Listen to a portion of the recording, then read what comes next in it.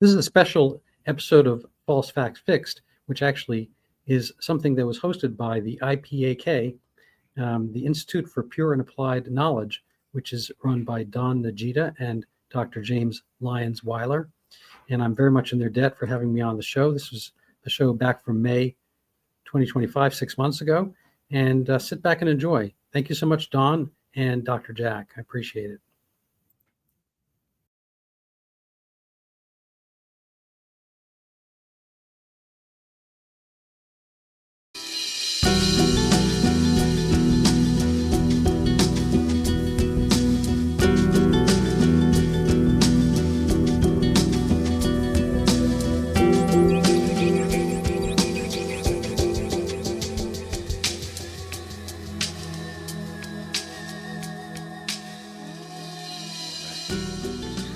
Welcome everyone to the IPAC EDU Director Science webinar. It is Monday, May 26th, Memorial Day.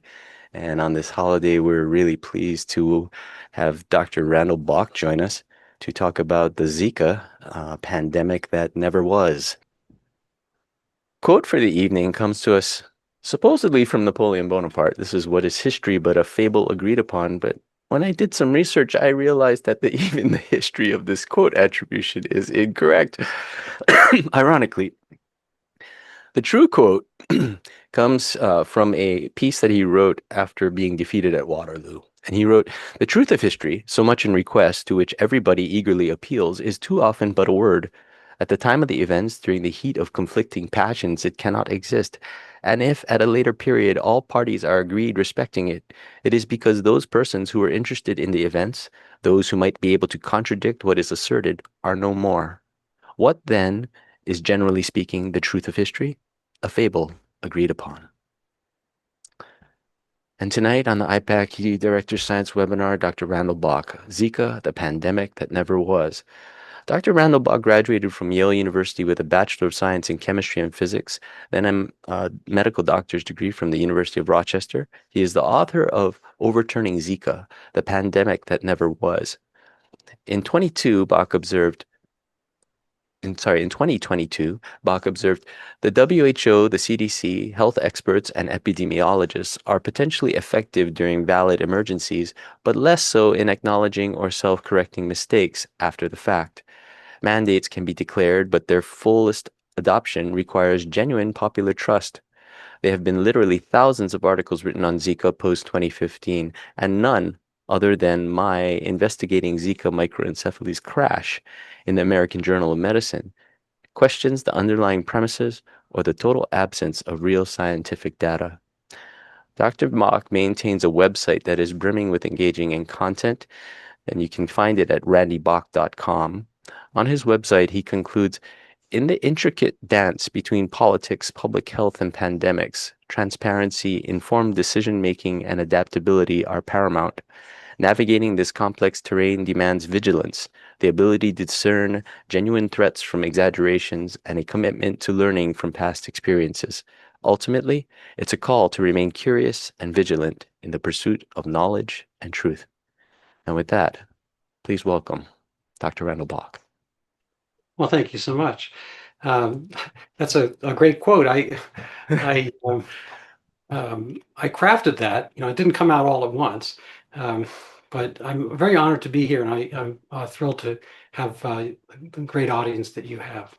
No, we're pleased to have you. Thank you so much for being willing to share your expertise and knowledge with us. Before we get started with your talk, could I ask you a question? I'm very curious how you're a primary care physician, correct? Mm-hmm. How did you come to be, interested in pandemics and Zika coming from that perspective? I think it's all due to Mark Zuckerberg. It's the miracle of the Facebook memory prod or poke or whatever they happen to call it. Uh-huh. When Zika microcephaly came out in 2016 for us, it was kind of earlier, 2015 in Brazil, but knowledge hadn't percolated. But it was a big deal in January and February of 2016. It became basically a pandemic. They called it a PHEIC, a public health emergency of international concern, Right. by the WHO.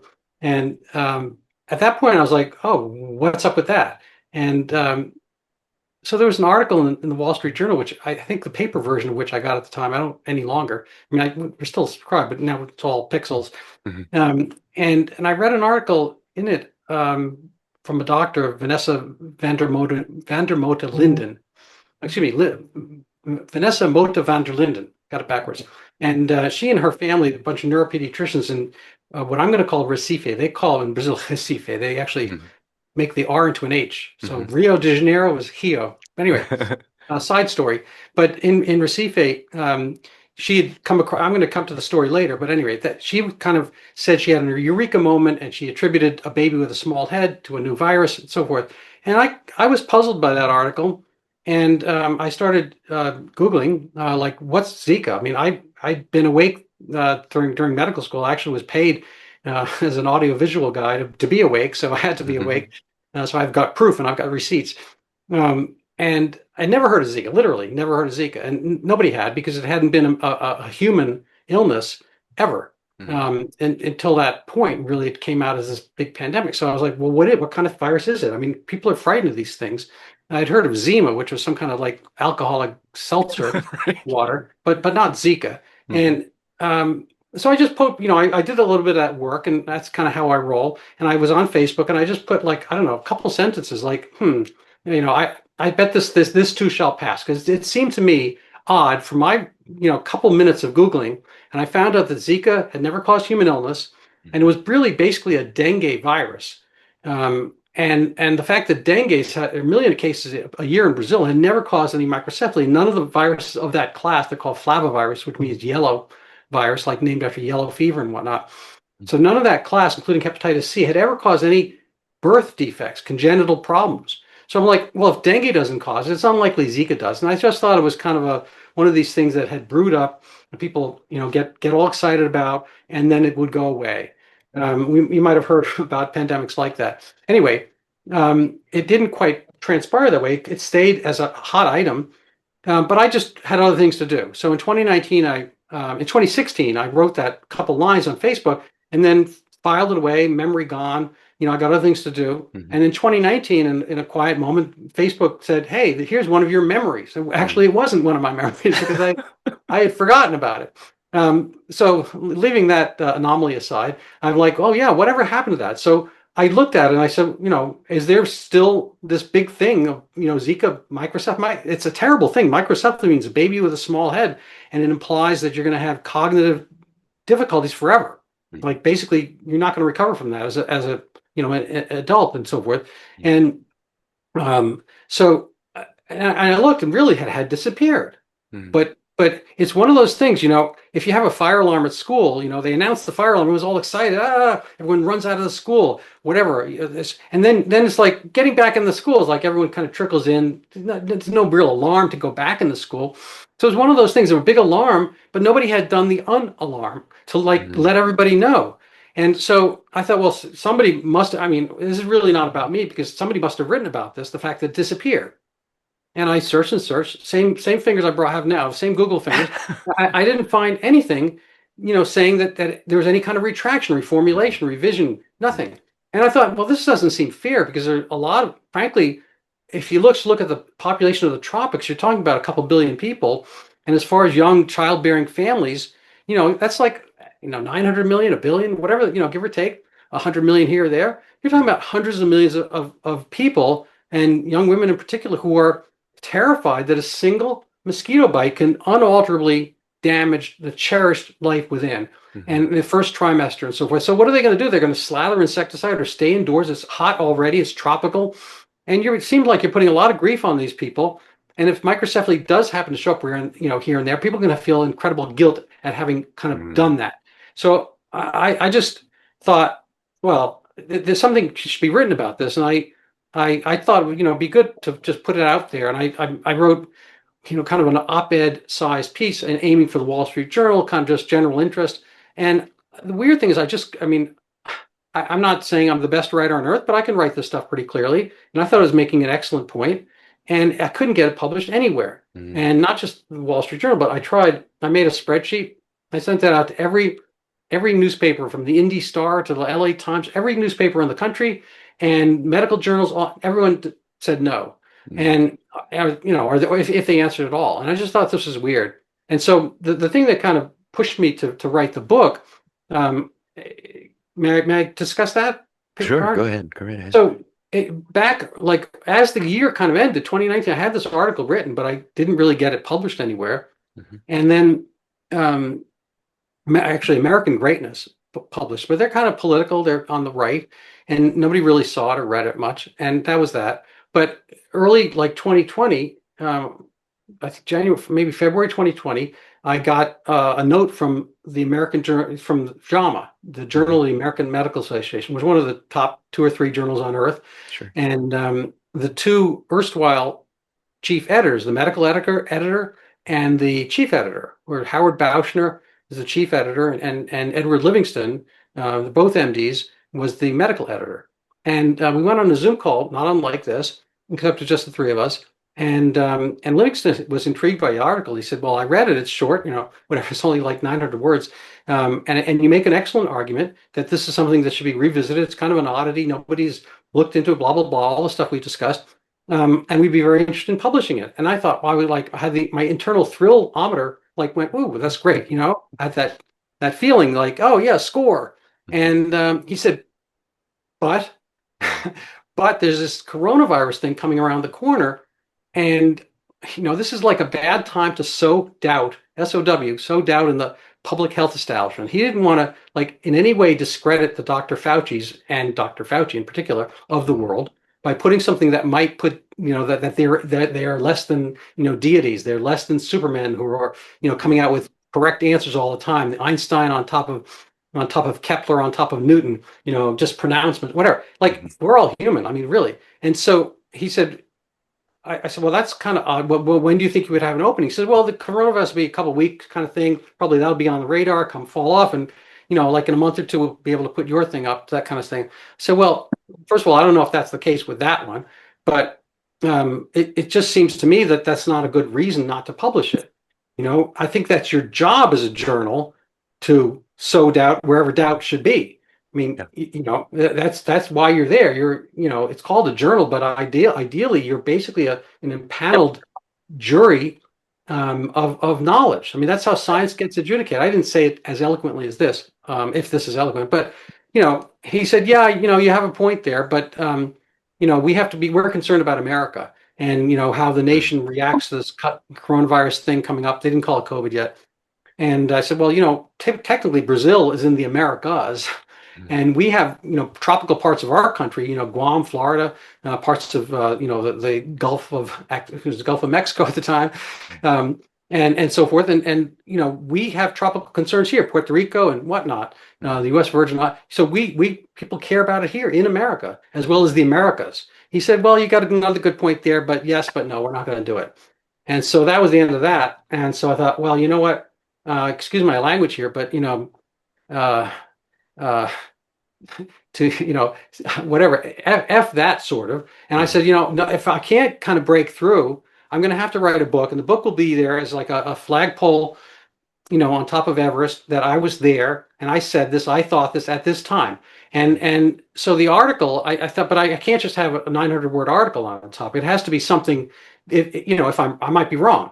Yeah. It's happened like once or twice, mostly when I'm around my wife, but you know, there's got to be something that I have to substantiate. So it Sure. just kind of became this book, and I had not written any books at all. But I just thought, well, I have to put it in a way that it's going to be there, and it's going to be for the jury of life.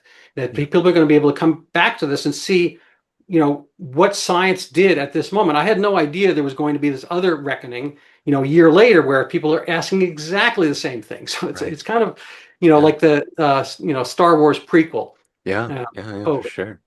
Bearing witness, and putting it down in writing. Terrific. Wow.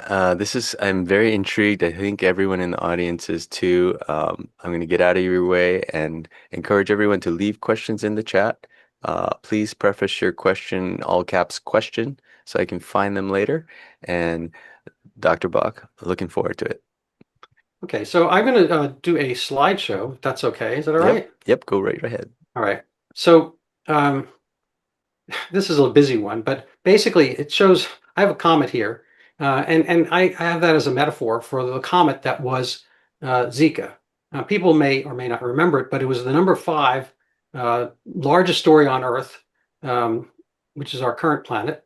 And it was the biggest medical story of the year. So the other stories were like Brexit and Hillary Clinton versus Donald Trump. So there were things going on. But at the time it happened here in February 2016, it was the biggest news story on earth.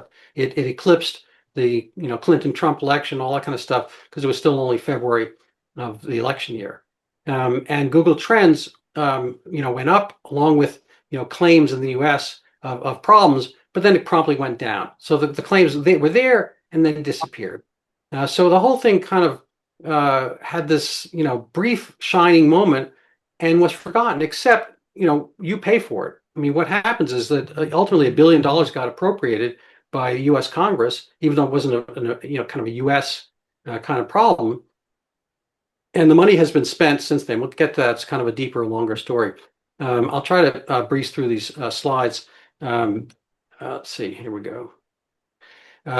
So some of them will be detailed. I'm just warning. People can always pause the video later and look at the slides. I'm not going to do the ones that are far in depth. People can have questions and whatnot. But basically speaking, these are the flavivirus. So like I said, this flava means yellow.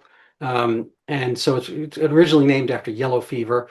Dengue happens over here, and it's originally an African virus, and it's called break bone or bone break fever. It's a little bit like malaria without the malaria. You have this kind of aching, rigor, as we say in medicine, for about a week or 10 days. There's no treatment for it. Comes, it goes, it's gone. Unlike malaria, it does not last. And it turns out Zika is almost identical to it, except that that's not for humans. It's maybe for chimps or something other animal, but not humans. So humans have never had any illness. So this is kind of a timeline map of Zika, and it's not really very well populated because there was not much news about Zika. It's named after the Uganda near the capital of Kampala, the Zika forest. And that sounds like deep jungle because it looks like Central Africa, but frankly, it's a suburban park. It's next to a girls' school, a gas station, I think like a Catholic ministry. And it's basically, like it's a park, I don't know, an eighth the size of Central Park. So it's not much of a forest. And Kampala's got two point something million people, and nobody had ever complained of microcephaly or Zika or anything like that in the 60 years until it kind of showed up over here in Yap Island, which is near Guam, east of the Philippines. And did it really? I mean, basically, they had some dengue there, and somehow it filtered over to the CDC. And after the fact, they said, oh, this is the symptoms you had are really more indicative of Zika than dengue. How they would know, because there's never been a human case of Zika, I have no idea. I've written an article about this in the American Journal of Medicine. I think this is an article from the New England Journal of Medicine that should be retracted. But there's not much else going on. I'm going to pass over this slide. This is kind of a Google search before 2014 about Zika. And there's really nothing, there's no mention of it. It's like Zika infection of man. There's really nothing going on. There's a few articles. There's really no scholarship on Zika because there was no reason for it. And then like that comet, slide, it showed up all of a sudden and then disappeared. And just to put, this is different colors, whatever. South America is in green, this is pretty much Brazil, a little bit in the Caribbean, Central America, whatnot. But then it kind of tails off very quickly after a few weeks. And these are Zika cases. And if you look at the, I stretch this timeline out a little bit, but bring it up to 2023 and years beyond, you see that there's really, been no Zika going on. There's no microcephaly going on ever since. And Sherlock Holmes was the thing that kind of lit my, as a teenager, lit my interest in reading on my own, not just textbooks and so forth. And what I really loved at one point was the Silver Blaze story, and the fact Holmes solved the case because the dog did absolutely nothing at night, and Gregory, it's like basically he points out, Holmes says that it's the curious incident of the dog in the night, but the dog did nothing in the night. says that was the curious instance. So basically, Holmes notices the presence of an absence. The fact that the dog didn't do anything implies the intruder was somebody the dog knew. And so being able to see evidence when there's quiet is really intriguing for me. And I think that's really what is interesting here about the whole Zika story. The fact that, the quiet around it is really the story. Like, why is everyone so quiet about this? And maybe we'll come up with our, non-conspiratorial ideas about that as we go on. But as far as the actual thing that happened, I don't know if people can see this, but in Brazil, it says here scientists are bewildered by Zika's path. This is Washington Post. So the mosquito has no idea of countries. These mosquitoes cross the borders. The Amazon basin's over here, and it's shared with Venezuela, about which there's hard to get data because of the regime, the Maduro regime, and the Guianas. There aren't that many people down there, but Colombia and Eastern Peru, they share that. And so there were 2,000 cases of microcephaly in Brazil and only 46 in Colombia. So it's an oddity that the actual rate of the problem was almost exclusively in Brazil. It had far more cases of Zika and hugely far more cases of the microcephaly. So if you look here, the Colombia cases were about a third of the Zika cases, but the number is not a third. It's what we'd have to do the math here, but it's 46 versus 2,000. So there's a tiny fraction of the rate of getting microcephaly. So there's something about Brazil where you get the microcephaly from the Zika, but not Colombia. And this is too busy to talk about. And this one is as well. But basically, this points out that dengue is endemic to the northeast tropical part of Brazil, Recife, that we mentioned. And it's very hard to figure out whether people have had dengue before or not. So again, this is, hard. The point of this slide is this kind of a mush of dengue results, and they're trying to parse out the Zika amidst this. It's a little bit like trying to find, kind of a gnat amongst a bunch of mosquitoes, or trying to find a, four-leaf clover in the garden. Because Zika and dengue are essentially the same thing. They're indistinguishable. This is kind of a reproduction of what they would look like if you got up close. This is their structure, and they basically look like those older style soccer balls, icosahedral pattern. They have icosahedral symmetry, so they make this little diamond shape, and they reproduce it 20 times, and then you get the shell of the Zika. There's no spike protein, and you get dengue is pretty much the same exact thing. And on a kind of a family basis, Stephen Harrison, who's a PhD professor at BU, believes that Zika should be dengue 5. So the other ones are dengue 1, 2, 3, 4. Very easy to name, and they kind of cycle. And Zika, because it's never caused any human illness, never got one of the names, never got a featured name like the other dengues. And then if you look much more closely, one is Zika on the left, and the other is dengue. And basically, the strands of proteins are pretty much identical. They share. I did this overlap of them, not very successfully, but pretty much the structures are very nearly identical, and they share a huge fraction of their genome. And this is kind of switching gears. This is the prediction of what was going to happen with Zika. It was going to keep getting worse and worse and spread and spread and spread. Of course, this didn't happen. The oddity, again, like the fact, my initial presumption that dengue never caused microcephaly, was why would Zika do that? And there's a whole kind of backstory to this I'll try to get to in a little bit. But just very briefly, here's the map of where people get dengue. And this has to do with the tropics, has to do with the mosquito is, and the place where people are getting microcephaly is not a dengue place. So dengue and Zika are almost the same virus, essentially the same virus, and they're carried by the same mosquito, Aedes aegypti. And that mosquito goes all throughout the Amazon basin. And yet, lo and behold, the cases where microcephaly was claimed was really in these urban areas, which are hot, mind you. They're near the equator. I think the equator is like around here. But it has really nothing to do with the distribution of dengue and presumably the mosquito distribution and that of Zika as well. So this is a kind of a heat map of the rate per 10,000 births of getting Zika getting microcephaly with exposure to Zika.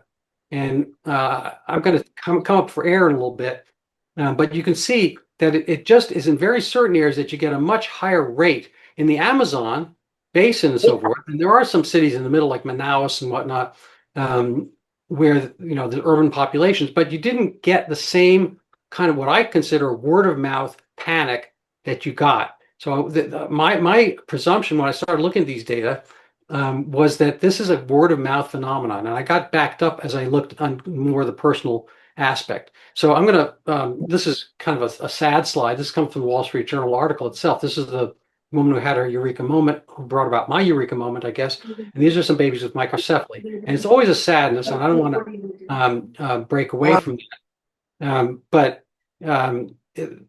The real question is causation. So that's a little bit of backdrop. I can kind of switch to the personal side. Humans are funny, right? We have amazing capabilities, and it's amazing we can, use computers and talk to each other through Zoom and create all these things. But we're also social animals, and we have interests and needs. And I guess as we've seen during COVID, those needs and interests and egos or whatever don't necessarily coincide with the facts or the presentation accurately thereof. And so the funny thing about Zika is, I guess, in a way, political.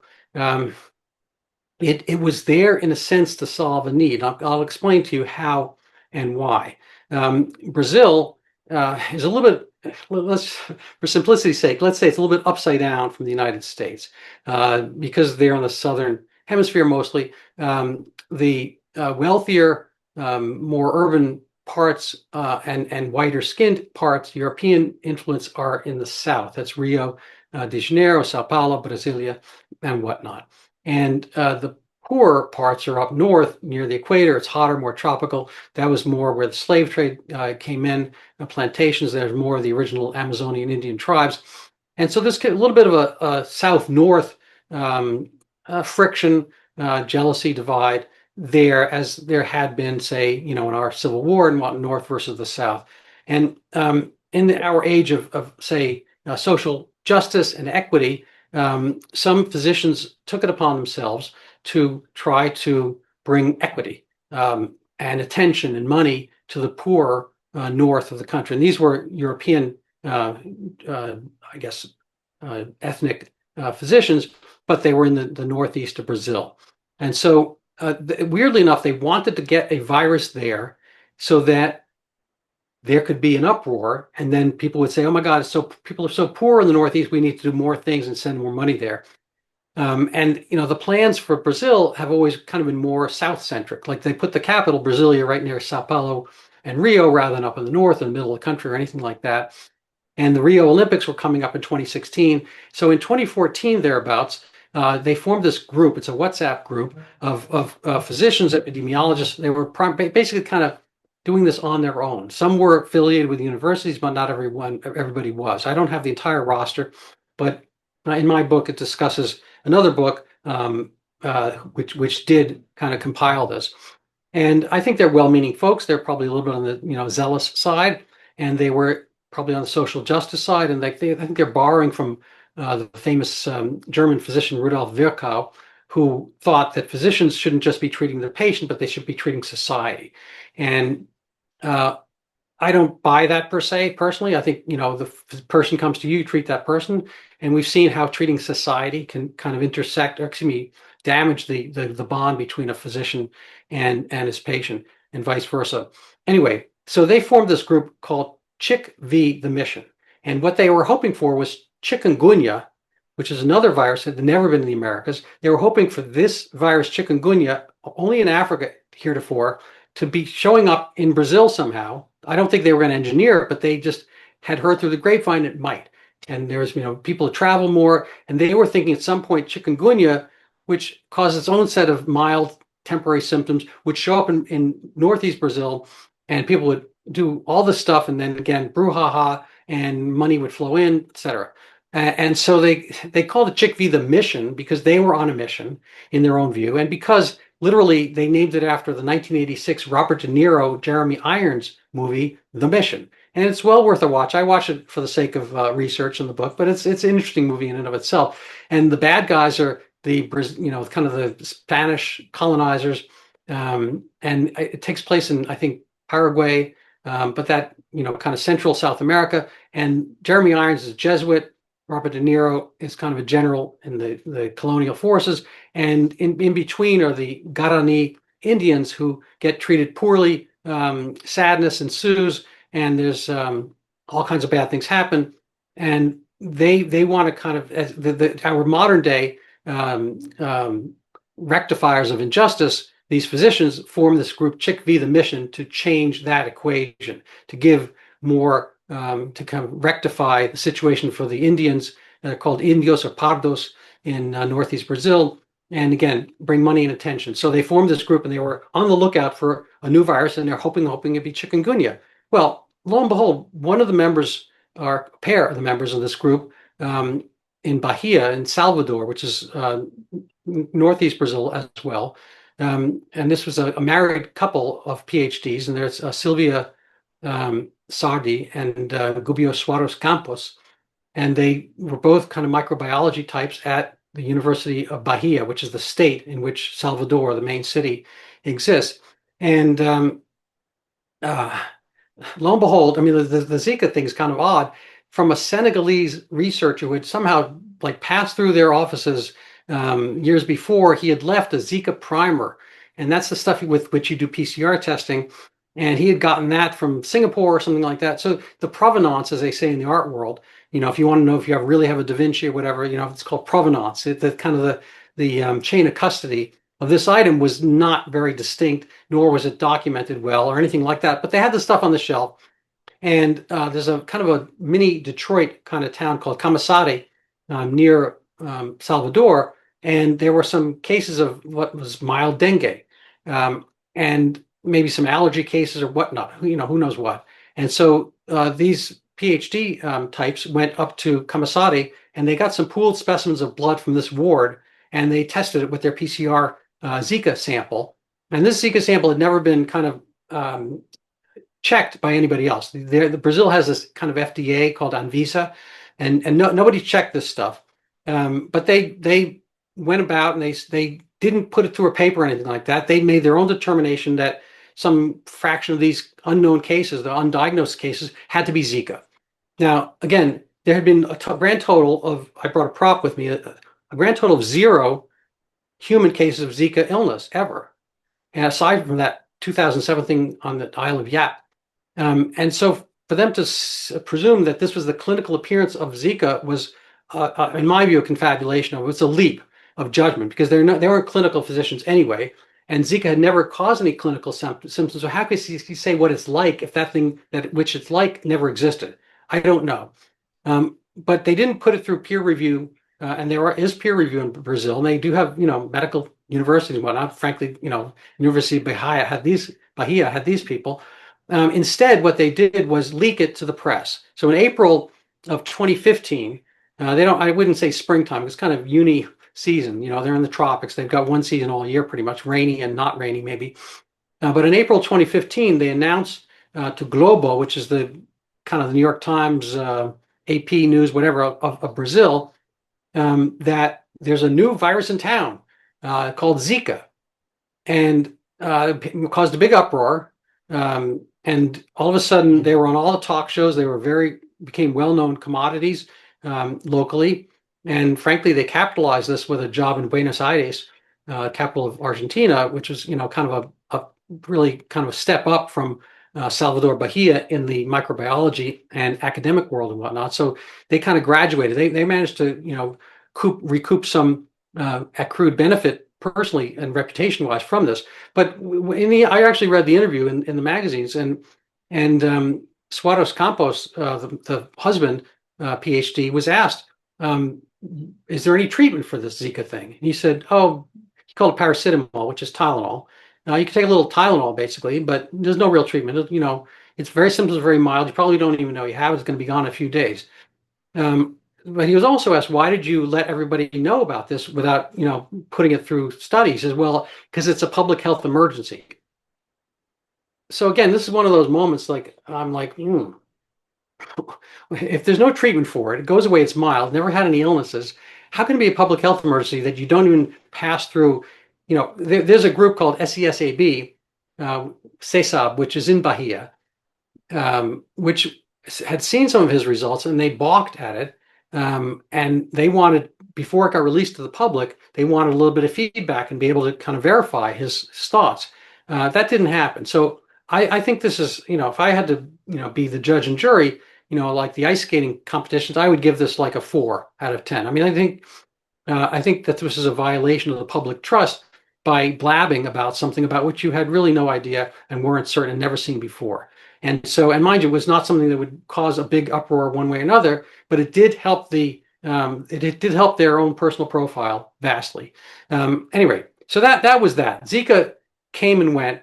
There were some other members of the Chick V group that I don't know if they have a little interpersonal jealousies. I mean, why not? They're human beings. They were hoping to find some Zika as well by this point. And I don't know what it was that got them clued on to having Zika instead of chikungunya, but that's another story. I'm not going to be able to, spend time on that right now. But that kind of percolated along. But in this Chick V group, I'll just put this one name out. There's an MD, primary care, general medicine guy named Carlos Brito. And he happened to live in Recife, but he was part of the Chick V group, and he was aware of this kind of Zika announcement. So I'm going to put that just kind of in your thinking hat for a second. And so nothing happened over the next few months. But in August of 2015, in Recife, which is a big city, it's about 2.5 million people or so in the general environs of that area. There's there are a few neuropediatricians. There aren't that many. It's a specialty. You're a neurologist, but you're only doing kids. So there's not a big business because, kids don't get MS, they don't get, ALS, they don't get this and that, strokes and whatnot. So you're not going to see that many pediatricians because there aren't that many neuropediatric cases. And in a weird way, it's sort of a family business. The van der Linden family, the dad, now deceased by 2015, was a neuropediatrician. The mom, Anna van der Linden, neuropediatrician. The brother, Elio van der Linden, neuropediatrician. The daughter, Vanessa, she's married to Mota, but anyway, Vanessa van der Linden, neuropediatrician. So Anna and Vanessa are in Recife, amongst a few other, like a handful, maybe a little more than a handful of neuropediatricians in a city of 2.5 million or so. And ordinarily on the wards, they will see some cases of microcephaly. And in Brazil at the time, this gets a little complicated, and I have some slides I'll show, but what you call microcephaly is whatever you feel like, in a sense, at that time. It was not a big problem worldwide. It wasn't a problem in Brazil. And the standards for calling something is kind of, you'd think it'd be very specific, but microcephaly just means small head. So if I had a diagnosis for a small person, microhumanus or something like that, well, a small person is contextual. If you go to Denmark or the Netherlands, a small person might be somebody 5'6". If you go to Japan, somebody 5'6" might be, not quite tall, but median height. So, a small person is contextual. Microcephaly, you have to lay on the population, then you have to decide where the cutoff is. Now, when I talk about small people, am I talking about what used to be called midgets or dwarfs? Am I talking about somebody who's the shortest guy in the class? And so that depends on where you make the cutoff.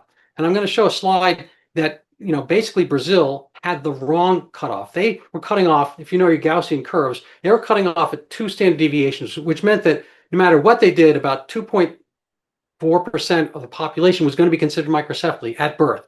And there's no harm, no foul, because they could just watch the cases and move on and see, maybe it's a small mom, small family, small stature, maybe it's premature, whatever. It doesn't always mean something to be small. It doesn't mean something to have a small head per se. So whether it's a cognitive issue really happens when you get further and further with much smaller heads. And so those are kind of the microcephalic. There's a true genetic microcephaly, which is like 1 in 10,000 births, no matter what. It's just genetic. But the other cases are kind of in this median zone, like, who's short, who's not short, who's got a really small head. And Brazil, because it had just the 2 standard deviations, was marking them wrong. So when the van der Linden family and a few other local neuropediatricians, they were looking at the wards based on the way I kind of parsed the number of births, how long you stay in the hospital, the size of the catchment, 2.5 million people in Recife, and the fact that all these were going to percolate to the central hospital where they worked. ordinarily in the wards, the way I calculated it, there should be about 7 to 8 cases of claimed microcephaly day after day after day. That's what you're going to find in a city that size, and everything kind of percolates and funnels down to that hospital and those neuropediatricians based on et cetera. What they saw in August at one point was apparently a couple dozen, between 13 and 20. The people come and go and so forth. By the time they were on their own WhatsApp group about this, they declared that there was kind of this mysterious increase in microcephaly based on one episode of a doubling of what should be in the wards. Now, the way statistics and probability works, I mean, you know, even like the best basketball players on earth, they don't shoot, 8 3-pointers in a row, but they do every now and then. They ordinarily don't, but just the other night, Aaron Nesmith, good shooter, 8 in a row, boom, something like that. He popped them all in all the fourth quarter. History changed for the New York Knicks or whatever based on that. So things can happen. You can get a bunch of things happening all at once. And so the fact that there were 13 cases, maybe it doesn't happen every year, but it can certainly happen now and then. It's kind of like, the weather. Theoretically, you can snow in May. It doesn't happen that much, but the fact that it does happen doesn't mean the world is overturned or anything like that. Let me see if I could just kind of pop up on some of the slides, kind of get us up to speed on some of this. If there's some questions, meanwhile, I'm happy to entertain.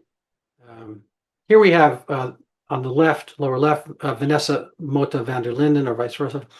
And I really should, I guess, take a break and just kind of finish up with the connection with Carlos Brito. I left that hanging, and I apologize. So Carlos Brito, just to kind of put these stories together, he was in part one. We were talking about this mysterious kind of naming of a new illness, Zika, which had never been in the Americas at all, and never caused a single human illness, and it was announced without any peer review, all of a sudden, whatever. And so that was April. And then Vanessa van der Linden Mota and her mom, Anna van der Linden, thought there was more microcephaly. And that was kind of it in August. But lo and behold, because I don't know, because they could or whatever, word percolated up to Carlos Brito, who lived in Recife, that this was happening. They called him in because he had heard about this new virus. So they asked him, is there a connection? And he thought immediately there was, because this is a new virus and this is a new thing happening. So this is new, that's new. They must be connected. So he went about proving this, as it were, by finding there's a lot of different. If you know what bias is in doing a scientific study, when you do a double-blinded study, you're trying to eliminate bias, because we all have biases. If I were coaching a team, I might put my son in more because my wife said to, or whatever, and it may not be solely on talent.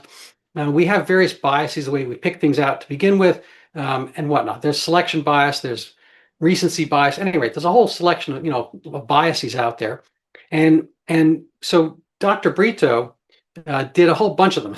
I put them in my book, but what he did was he found 30 or so mothers of babies who had microcephalic children back in August. So in October or so, he gets a list of them, calls them up, and asks them. They already have a baby with microcephaly. They're going to call from the hospital, from somebody important, and he asked them, "Did you have any fever, rash, or chills during pregnancy?" And I guess 27 or like 95% of them said yes. Now, imagine this is a tropical area, essentially poor moms in a poor area, and they're being asked if any time during pregnancy they had fever, rash, or chills. Like, that should be almost everybody. I didn't, I'm sure my wife during her pregnancies had fever, rash, or chills at some point. I mean, that doesn't mean anything per se. And so when he found out that almost all of them said yes to that question, he also leaked to the press that Zika causes microcephaly, because that was new and this is new. And then I would like to say hilarity, but certainly not hilarity. Sadness ensued as a result. So this caused a fair amount of pandemonium. I'm going to probably skip over a number of these slides.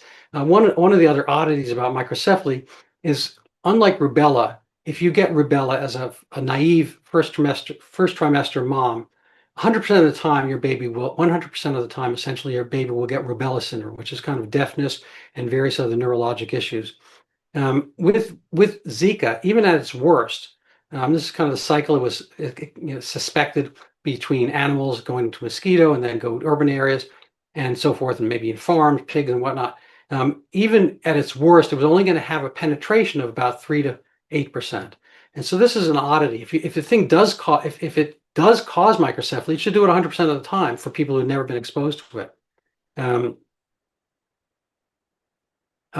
This is a complicated slide. I'm not going to get into it, but as far as microcephaly goes, there are many, many other causes of it. The ones that are underlined are related to poverty.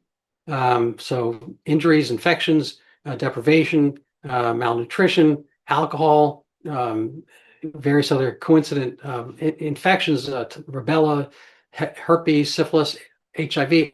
Anyway, all of these things can basically make the pregnancy less healthful and have the baby come out with a smaller head. And most of these correlate with poverty, which we'll get to in a second. But that's kind of where these cases were found.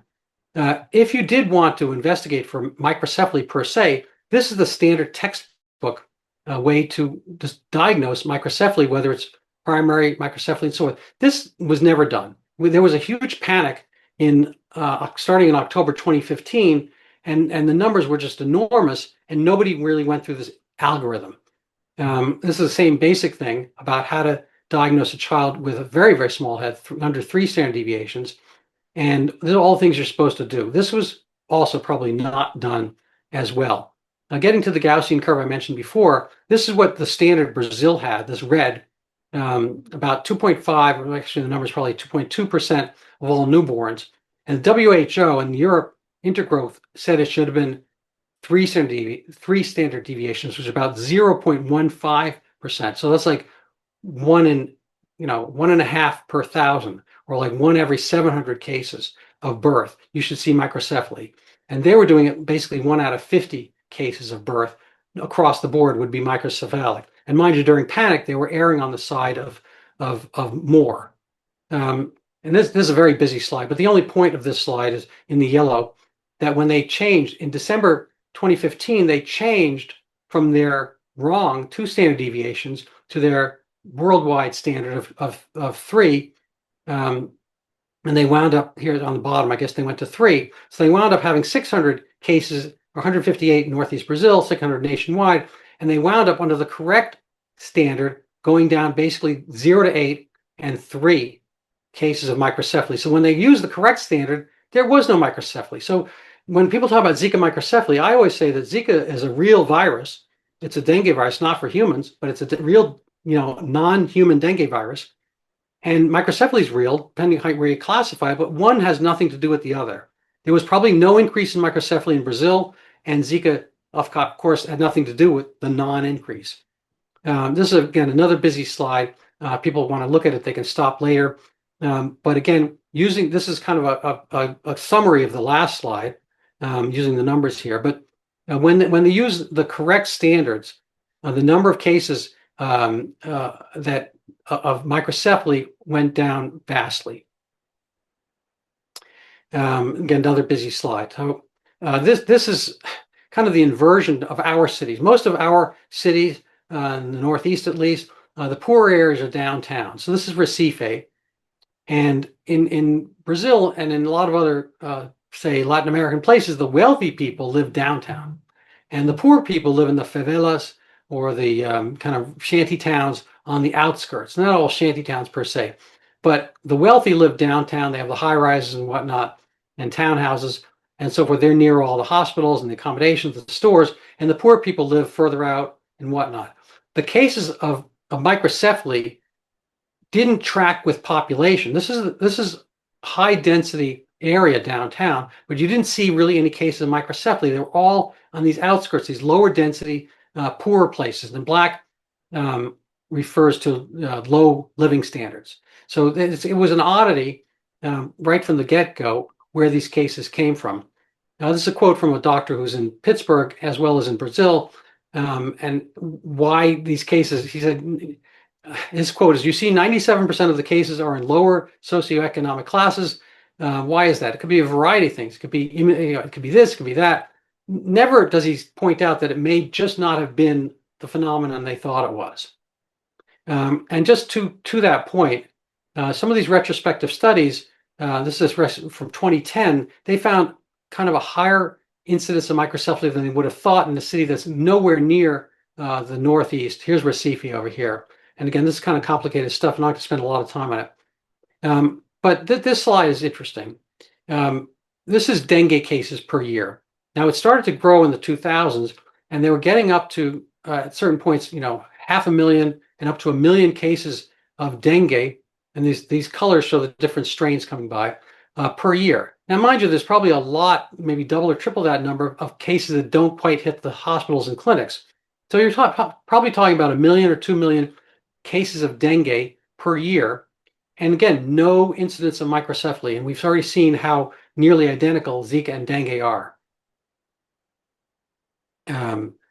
This points out that not only are they not that different, but if you did want to differentiate dengue from Zika, you'd have to go through this whole algorithm. The pandemic year in 2016, 2015, 2016, when microcephaly was attributed to Zika, there were no clinical tests in Brazil at all. There were no clinical tests worldwide for Zika because Zika had never caused any human illnesses. So they were doing this kind of all by the seat of their pants and reckoning, Zika based on calling people up or whatnot. But they had no real way of doing it.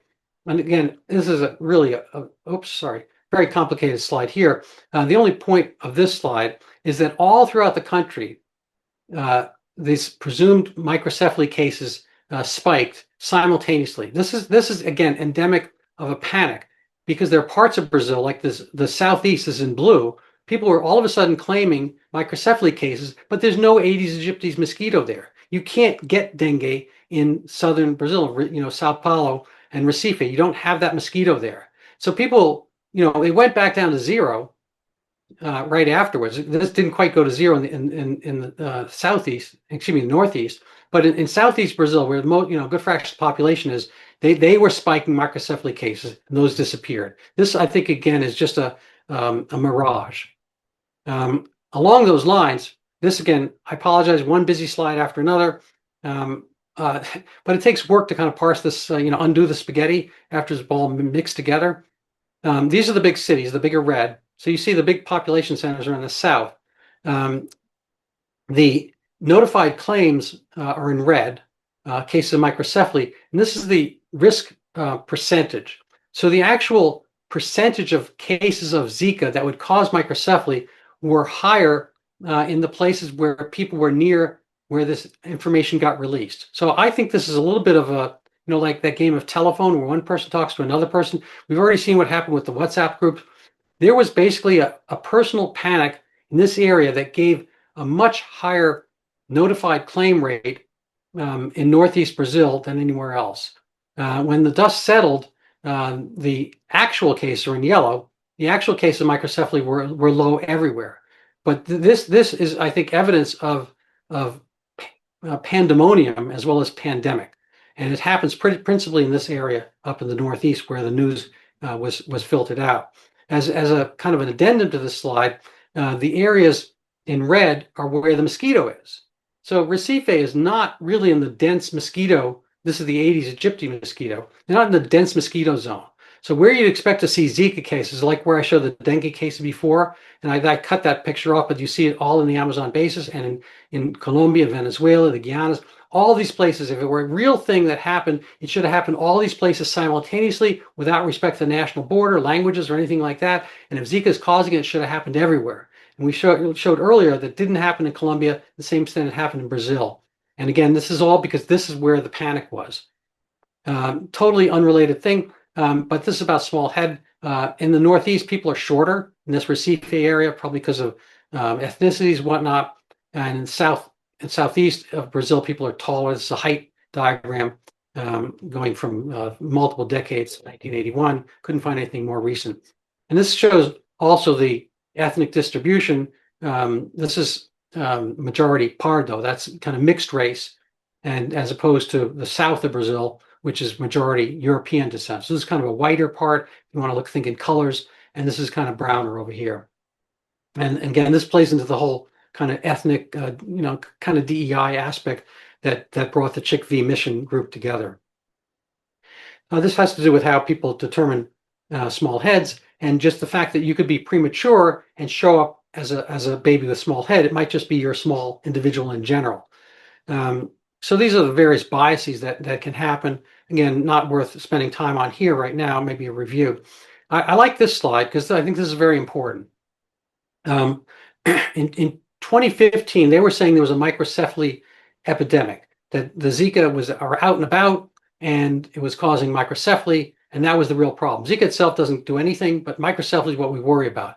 Well, when finally, years later, they looked back, they took data points of babies who were born. They weren't routinely, monitoring. There was no registry of microcephaly in Brazil. I'm going to repeat that. Not only were there no Zika tests in Brazil in 2015 or 2016, there was no registry. There was no background data of microcephaly cases. So when people said there was an increase, like they did in Recife, 2015, it's like the joke about the two data scientists go down the street. One says, "Hi, how are you?" The other says, "Compared to what?"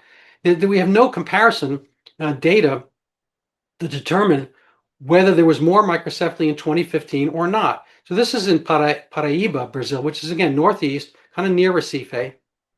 And when they went back, this is the Zika year. So the dark green lines are Fenton curves for what would determine proportionality, basically not just a small head, but a small head relative to the body. And they didn't find any increase in this number, this rate. This is the percentage of neonates classified with microcephaly. Based on their determination, it should have been around 2% per year because they were using the wrong 2 standard deviations. So it should have been about this number here, 2.5 or so. And that's kind of where it percolates over. But the 2015 year didn't show any increase. So what's up with that? I mean, basically, this was a kind of a very well documented fallacy. It was a panic, and they didn't have any data for it at all. That hasn't stopped people from sticking to their guns. This is Dr. Albert Coe, who's at Yale, my alma mater. He's one of the chairs of epidemiology, I think. And he has a bunch of excuses for why this has happened. I mentioned rubella earlier, that rubella is a 1-to-1. They say 80% here. We don't really see rubella anymore. It's hard to measure it. Again, because of the MMR vaccine, people have issues about that. But one of the good things is we don't see rubella anymore. We don't see rubella syndrome. And this is different for rubella. 100% get that rubella. It's 1-to-1 identity. It's we call it in medicine. We call it pathognomonic. It means it's that disease is that name thing. And so nothing else causes it, and it's basically a 1-to-1 identity. But Zika, as I mentioned before, and it's hypothesized worst, was only 4% penetration. That's if you were naive to Zika and were pregnant first trimester. So if you got the thing, and the fertile field is there for Zika to take hold and cause microcephaly, it's going to do it. It's happening only 1 out of 25 cases of that even. And so this just doesn't seem like a thing. Doesn't seem like a genuine smoking gun at all. And while at the same time congenital microcephaly has dozens of other causes. So this is again, I only give you complicated slides, and I apologize, but I'm going to parse this one down. I'm going to clean this slide up a little bit. This is from the New England Journal of Medicine. The big mountain in the middle is the microcephaly cases. This gray thing is, so I'll go back. This is kind of Guillain-Barré. We're not really talking about that. They thought that was related to Zika, so I kind of whited that out as best I could. The mountain here is microcephaly. So they're saying the blue is this Zika comes in 2015, and then a few months later, the babies come out, they've got microcephaly. That's 2015 year. This is the panic year when things were miscounted, mind you. So lo and behold, the New England Journal is going to figure this out. So here in the next year, Zika is even more, because now they're starting to get Zika tests, and people are all aware of Zika. But they're saying, oh my God, there's more Zika. So what are you going to expect? You're going to expect this mountain over here, right? Because you're going to expect microcephaly the following year. Well, the orange line is what in fact you got. You got zippo, nil, nada, nothing, rien. Nothing. No microcephaly that year, 2016. So even by 2016, it had disappeared, like that comet I mentioned.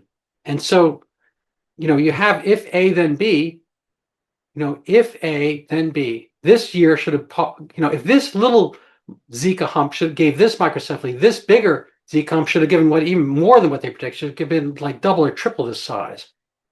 And instead, they got absolutely nothing. So the little red arrow shows you where they wound up with microcephaly. So that's my live action. I hope that made that a little bit clearer than it is, but it's it's not a clear topic. But basically, the answer is they went from what was really a mistaken diagnosis, exaggerated diagnosis of microcephaly, to really a corrected 0. So this also should have been 0, but they haven't gone back to the New England Journal or anywhere else. JAMA, no place has gone back and reinvestigated this. So this is kind of a slide to stop and look at on your own time. I probably could make it more complicated, but I'm going to take it back from there. This is kind of what happened between Bahia, Recife, April and August, and then Recife in October, and one, this leak, the fact that this presumption that mild dengue must be this new thing they never seen before Zika. And then number 2, more local cases of microcephaly with no prior data. That's another guess. And then because Dr. Brito said these both are new, they must be connected.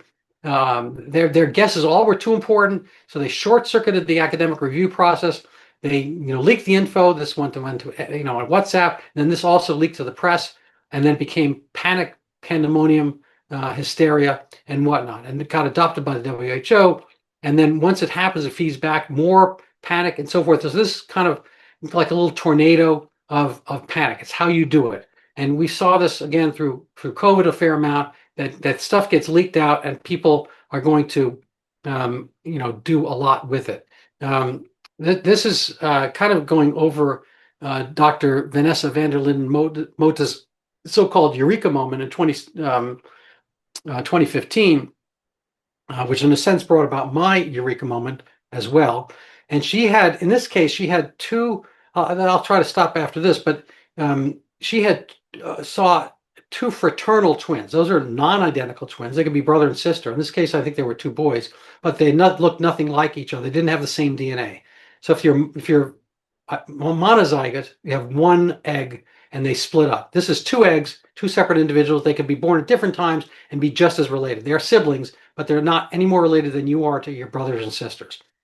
And so what happened was there was one baby who had microcephaly and the other baby did not. Dr. Vanessa van der Linden Mota, who is a neuropediatrician but not a scientific theorist, she concluded, based because one baby had microcephaly, the other didn't, that it had to be infectious and it had to be a new infection. I've read this article a few times. I cannot figure this out. I've sent letters to her. I have no idea how she came to that conclusion, but Dr. Carlos Britos jumped on it and they were off to the races. And so, I've talked about the bias, Dr. Brito's selection bias, lack of blinding, observer bias, recall bias. Anyway, this kind of gets more and more complicated. These are people kind of explaining and hedging all this stuff about what it could be.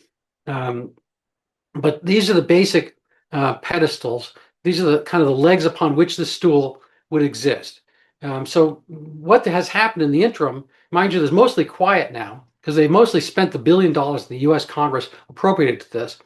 But basically they came up with explanations more and more grandiose to paper over the underlying weakness of the original proposition. And again, when I wrote this, in 2019 and beyond, still nobody has come out. I've sent a letter to every single research paper main author who's ever written on Zika to come look at my thesis and argue with me and debate with me. And I've pretty much had 0 takers on this topic. So this is the 3 legs of their table.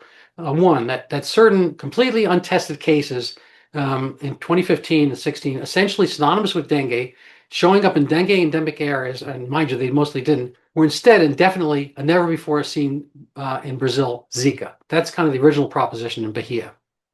That this Zika, previously ever eternally harmless to humans, had a heretofore unobserved dark side, just like dengue. Somehow it was doing this other thing. That claiming more microcephaly without any prior data comparisons in one area of Brazil during a panic implied a nationwide increase. And that 4, and that one improbability had caused the other. So this improbable Zika thing had definitely caused the microcephaly thing, and that just is an oddity. It hasn't stopped people glomming onto it, like Dr. Anthony Fauci, who wrote on this in 2016. People attribute it to global warming. They think that this is what this article here. He thinks that these aggressive arbovirus and whatnot are going to go around the world, and flavivirus as well because of global warming, temperature risk, tropical world, whatever. So they kind of it's like there's no crisis should go to waste. Zika became that, and part of the crisis that was not going to go to waste. We'll maybe get to this in a little bit. Is this because the tropical areas have more strict abortion laws in Latin America because of the Catholic influence. Brazil has still some of the most stringent anti-abortion provisos on earth.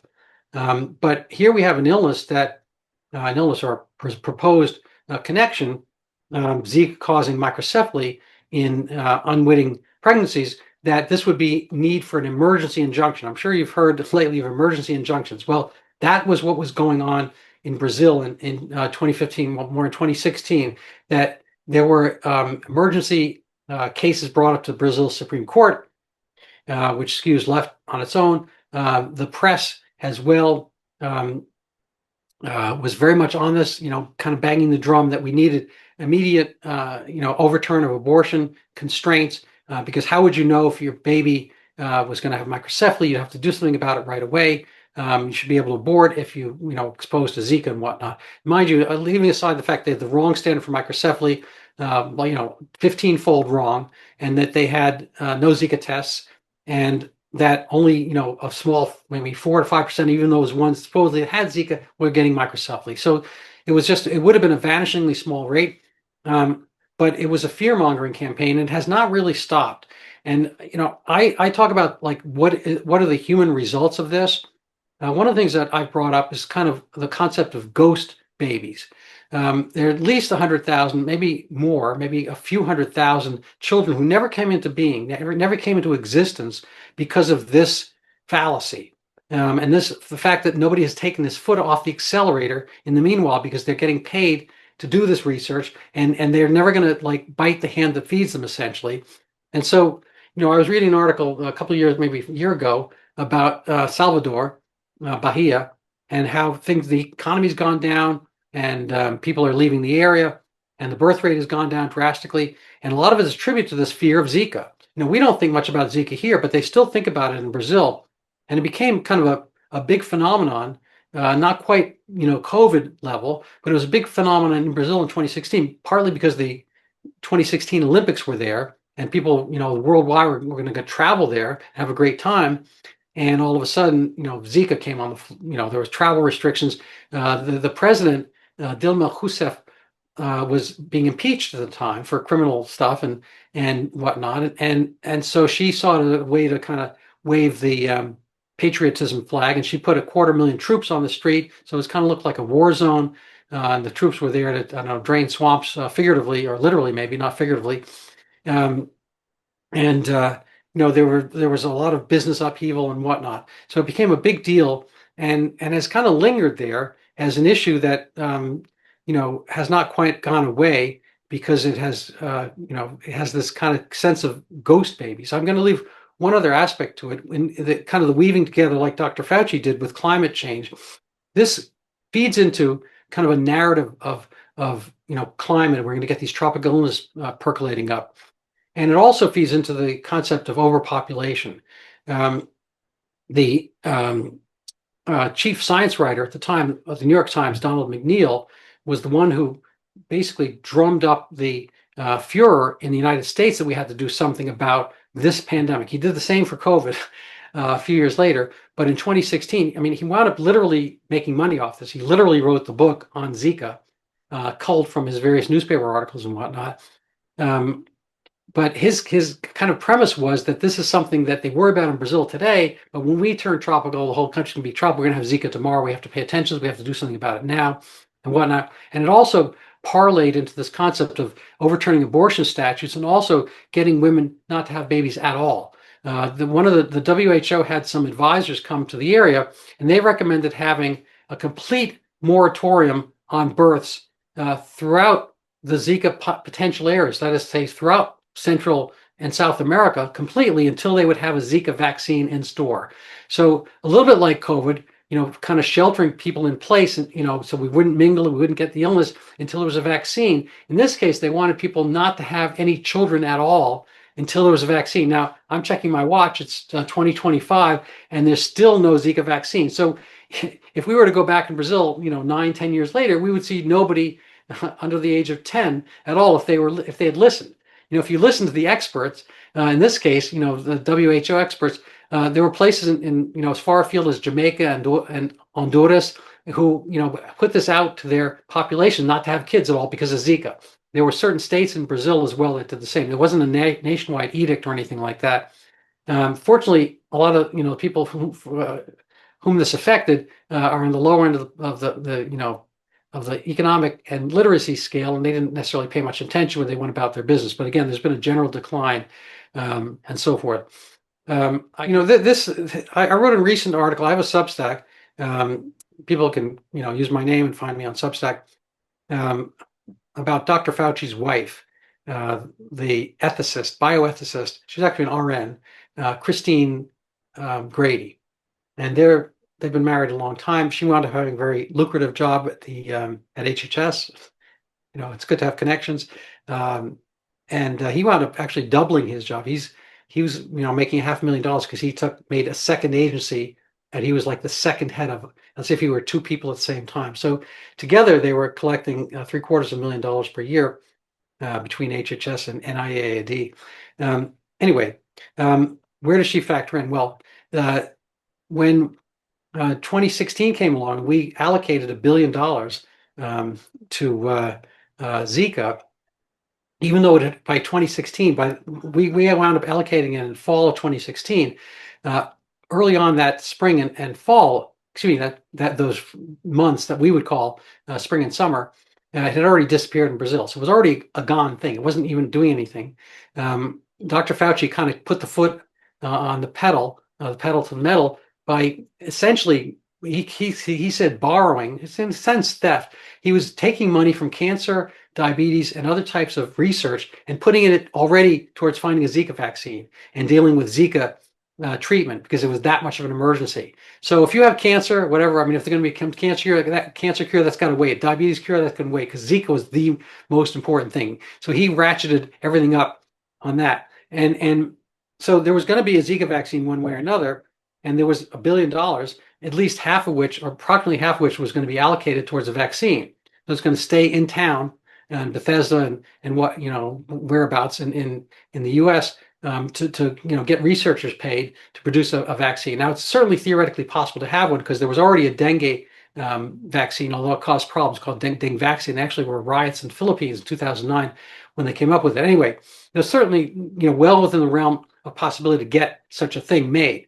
One minor footnote is Bill Gates in 2017 promised Moderna $100 million. I should also do Dr. Evil for that. $100 million to Moderna, which was not a big thing back then, if they would make the proposed Zika vaccine as an mRNA platform.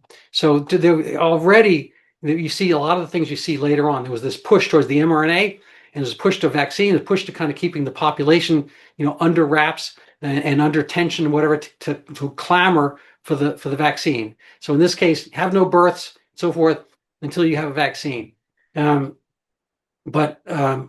So later that fall, they convened an ethics study because they had, the HHS and NIH had been burned by the Tuskegee experiment, where they kept this syphilis experiment going on after penicillin was known to cure syphilis, and they watched the guys deteriorate. Now, mind you, for those guys, it probably would have deteriorated at that point anyway, but it was considered heartless, inhumane, unethical and whatnot. And they'd done something similar in Guatemala. And so to avoid the blowback press on having something like that, when they were going to propose to get a Zika vaccine, they had to convene an ethics panel. So they spent a few $1 million on that, and they had it at the Walter Reed Hospital. campus, I believe, and they convened everybody. And at the end of this convocation of dozens of ethicists, whatever, lawyers and whatnot, doctors, they said, well, no, it is not ethical to test humans with Zika in order to find a vaccine for Zika. And the rationale is that you can prevent Zika by having mosquito netting and staying away from mosquitoes and whatnot, and you don't need to force the issue. So you shouldn't be doing what they call a human challenge. So it's human challenge trial. It's also called a CHIM, like chimp. It's CHIM, which basically is I forget what it stands for. It basically means you can't do this human challenge trial. You can't inject people who don't have Zika with Zika to find out how they would react to some later vaccine. So that kind of handcuffed the vaccine trials, because I mean, theoretically, they can get the thing out within a year or two. Now, they didn't have warp speed, but say within a couple of years, they could have the vaccine preparation. But they needed people to test upon. So a couple of years did pass. And so in 2018, because Zika had basically disappeared, they still had money allocated. So they had kind of, money burning a hole in their purse at NIAID and so forth of a few $100 million. And Brazil the thing had just kind of, petered out. And thank you so much. Controlled human infection model. Thank you, Chim. And so, so Dr. Fauci desperately, this may sound odd to you, he desperately wanted a vaccine. And so he offered Brazil $100 million, again, $100 million if they would host the CHIM, the human challenge trial, and the controlled human infection model, CHIM. And so Brazil said, you're going to inject our people with Zika? We've had it with Zika. Things are quiet. We're good. Thank you so much. It was a big, uproar with the closing, with having to deal with the Olympics. Thank you, but no thanks. We don't want your money. And mind you, we're talking exactly what the Chick v. the Mission people wanted. So it wasn't chikungunya, it was Zika. They got exactly what they wanted. They got the $100 million to be poured into Northeast Brazil to, presumably the volunteers would get money, the scientists would get money, so forth. And Brazil said, thanks, but no thanks. We just had enough of Zika. We don't want it. It might filter out. Other people might catch it. The mosquitoes might catch it from you, give it to another person, might be sexual. We just don't want any part of it. And so, you can imagine kind of Dr. Fauci going, that's kind of too bad. What am I going to do now with the money? So, but the funny thing is that he actually went against his own wife's recommendation. She was part. I don't know if she was actually there, but they quote her, and she was the bioethicist upon whose work the Zika panel determined that it was not just and ethical to treat people with Zika in advance of not having had the disease, naive people. So they're sharing the same breakfast table at the very least, and house and whatnot, Dr. Fauci and Christine Brady. So along the way, when the ethics panel came down and said, don't inject people with Zika, Dr. Fauci had to have heard that. He had to have known it all along. Her whole life has been exactly that, based on the syphilis and Tuskegee experiments, that she's written on this topic many times. He must know that his wife says, don't inject people if there's some other way around it, if there's a way that you can't get the virus and so forth. And so the oddity is, in 2018, when Zika had petered out, he, I don't know what their conversation was at home, but he totally obviated her whole mission in life. And mind you, her, salary, a few $100,000. Like, why have her there at HHS if you're going to ignore her and you're living with her? Why not pay attention? Anyway, I'm not going to talk about women's rights and marriage counseling and all that kind of stuff, but it seems an oddity that she's literally right there, is literally the chief bioethicist of HHS, and literally the report had come down and says, don't do this. And the next thing Dr. Fauci does 2 years later is try to do it. And if he's going to do it offshore, he's going to do it in Brazil where people wouldn't notice. So when he got turned down by Brazil and had to take his toys back home, I don't know. I mean, it was maybe a little bit of harumphing again. I don't know. I'm just trying to imagine this. But lo and behold, in the 2020s, he started to do it again. He basically resuscitated the concept of doing human challenge trials. And ultimately, they did them. They have now finished them in Baltimore at Johns Hopkins via Dr. Anna Durbin. I've had multiple communications with her by email, although they stopped because because we don't see eye to eye on this kind of stuff. But the funny thing is, they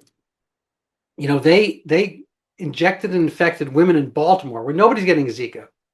In order to get the Zika vaccine for a problem that doesn't exist. Microcephaly has disappeared completely in the interim.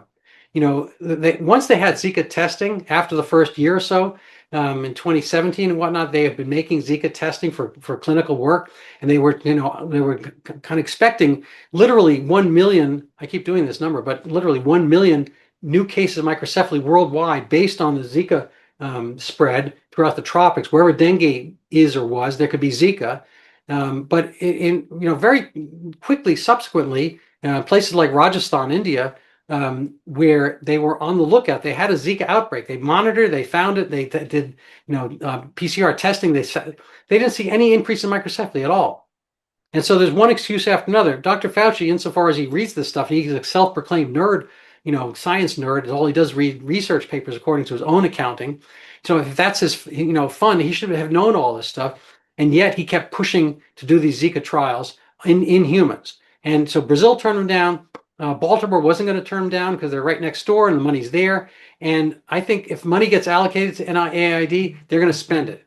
And this became the thing that they were going to spend it regardless. And so I've actually communicated with Dr. Durbin. I'm like, well, what's going on with that? She says, well, Zika might come back. It's episodic. It's periodic. It's got a 7-year cycle, she said. Like, what are you basing that on? She's basing it on this 2007 YAP study, which had nobody with Zika, and it was just a misinterpretation, in my view. And there was no microcephaly at all. And then it showed up in Brazil like 2015, and she's presuming it's going to show up 7 or 8 years later, like cicadas or locusts. It's going to periodically show up because that's what it does. I don't think that's how these things work at all. And we do see periodicity with the flu because people get immunity to it, but it's a widespread illness. It's not a widespread illness, Zika, and doesn't transmit the same way. Anyway, so she got her studies done on unwitting or I guess willing paid women in Baltimore, and I guess they're on their way to getting a Zika vaccine. So my fantasy, or my I guess I don't know if it's a conspiracy. My warning is that as soon as this thing is out, if we don't overthrow, or in the case of my book, Overturning Zika, if we don't overturn the concept that this was never a real thing to begin with, soon enough for an unwitting public who will believe things that are told to an unwitting public, we will have a Zika vaccine, and it will get mandated by the WHO at the very least, if not the CDC. I mean, our CDC currently probably won't go on board with it, but a Biden or a Kamala Harris CDC obviously would have. And this is a kind of a regulatory capture cycle. The big money that goes to WHO in grant comes from the pharmaceutical companies who get it from vaccines. So it's a little bit hand in glove kind of thing. It's called regulatory capture, I guess.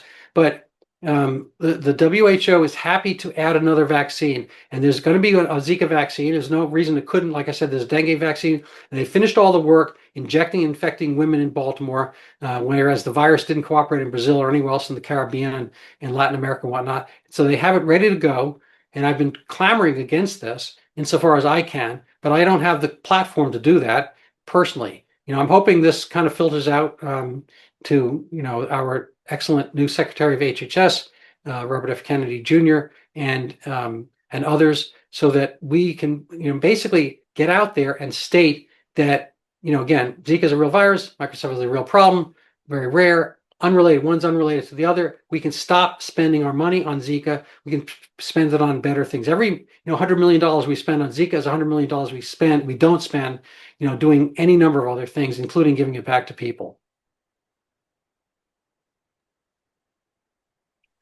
So I'm kind of talked out a little bit. I mean, I'm happy to take questions and whatnot, but I think that's kind of the basic outline of what happened. Wow, really eye-opening, and so much to consider here. It, it can't help but think about the parallels about, this sort of declaration of a public health emergency of international concern we won't call it a pandemic, but PHEIC, and the criteria for diagnosing Zika, like the criteria for diagnosing COVID-19, really vague and really not based in hard science. And then you have this narrative that keeps going on over time for how long has it been? It's been almost 10 years since Yeah. and uh, in preparing for this session, I looked at a report that was put out by Repair. I don't know if you're familiar with Repair out of they're at Brownstone too, but University of Leeds, Garrett Wallace Brown and David Bell, they both gave us a wonderful talk here at the webinar, but one of their papers was looking at, what rational policy versus panic with these pandemics, so-called pandemics, and they cite the G20 report, which I guess the G20 had convened this panel that they called the High Level Independent Panel, and one of the analyses that contribute to the G20's findings is metabiota. And metabiota is out there looking for the next wild virus that's going to jump from something to humans and cause a pandemic. Um, they're literally hunting for these things. Um, but shockingly, the G20 publishes a list of what they consider major outbreaks. And the major outbreaks are, I don't know, we can take a look at it together. I'll put it up on the screen. I don't know if everybody can see this right here. This, you can see, SARS-CoV-2 listed at 2019, and the Lassa virus 2018. Zika's up there, Well, that's my friend 2017. Chikungunya. Yeah, chikungunya's in there. There it is, right MERS in the is in middle. there with That's Ebola. probably why they formed their group right there. I hadn't seen this.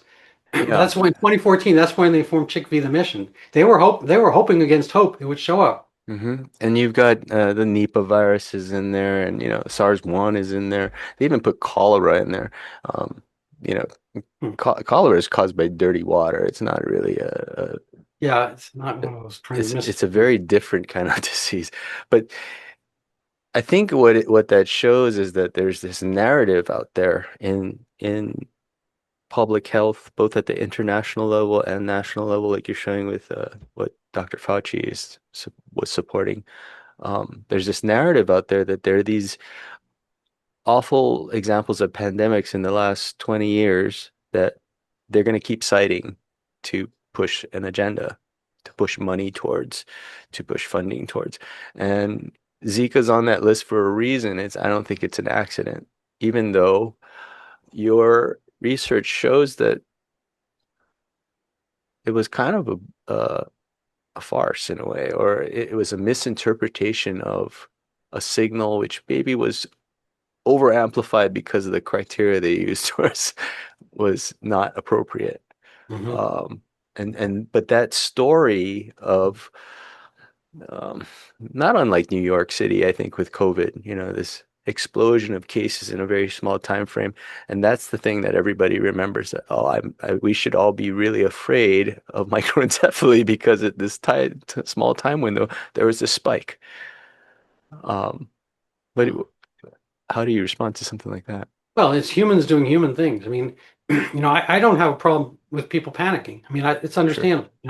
The explosion, whatever. I mean, we were 2013. It was the Boston Marathon bombing. Yeah. The town was in a panic. Yeah. Yeah. That's totally justified.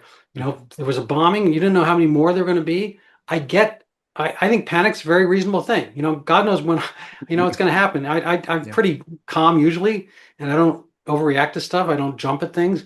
I whatever. It's like it doesn't really things don't faze me that much. But sure, it's okay to panic. But the thing is, you need a reconciliation. You need Exactly. um, a determination if you have to keep panicking. Now, if we were still locked Yeah. down, from the Boston Marathon, they literally locked the city down, hmm or they tried to, and for a day or two, and people didn't go to work. They were told to stay at home. Now, if they kept it up for like 3 years, I think people get a little tired. Maybe 3 days they get tired of it. I was tired of it after like 3 hours. But they say, well, we caught the guy, and we think it's all of this is it, blah, blah, blah, and they're right. But you don't have that responsiveness. I mean, when I'm not even sure it was valid, but supposedly Audi cars, I think it was the Audi Fox or something like that, had this spontaneous acceleration. Remember, that was a thing. And it turns out later, people have kind of done studies on this, and they don't really think it was anything but a grift that somebody managed to figure something out, and they got millions of dollars, whatever. But, if something happens at Audi, or if there's something that happens at McDonald's or whatever, they put it, they look for it, they find it, they put out a press briefing, they say this problem is all done. The Tylenol, they say, we're going to put tamper shields on this thing. Right. And again, Tylenol wasn't at fault for that. Right. Business sometimes are lost, like Maalox, I think, disappeared over the same kind of thing. But when we see it in the world of commerce, there's an action and reaction. Our jet just did this. I don't know. We are doing this now. After 9/11, it's like we're testing for box cutters. We're testing for liquids. We're testing your shoes after the shoe bomber. So there's an action reaction. And when things kind of temper or taper off, then they undo some of those things. At a certain point, they're like, you know what? You can take bigger bottles. You don't have. A lot of times, I don't have to take my shoes off at the airport. So, a lot of times, whatever. So they're at least modifying and adjusting. But so that's not a perfect model, example. But basically, in the business world, they have to react really quickly, and then they want to get rid of the problem. They want to tell you about it. If they have to go out of existence, that's another story. Or if they're cigarette companies, there's sometimes the government involved with the cigarettes, say put a warning label on the cigarette, whatever. So maybe it's a little bit of government, a little bit of business, but it's only government. I think you wind up getting stuff that you have to vote out of existence. And if you don't say something, you just keep getting more of it. H.L. Mencken, who was kind of the successor to Mark Twain in a sense, in the 1920s, he said democracy is the principle by which you vote for what you want, by which the people vote for what they want, and they deserve to get it good and hard. And that's oftentimes what happens. The people we vote in won't do something unless we vote again to get it out. Frankly, that 2016 thing with Brexit, they voted for Brexit, they voted for again, and they voted for again. They still haven't quite gotten what they wanted. Yeah. And in cases of pandemics and whatnot, it's very, very good business for certain parts of the government. Their growth strategy is not the same as Microsoft's. Now, I've got my issues with Bill Gates, but I think he's got his money relatively fairly. People bought his product. Whether it's the best one out there, it was the one that was most popular, fine. I think people have benefited from Apple. They've benefited from Amazon. I don't begrudge them the fact that they got rich on these kind of things.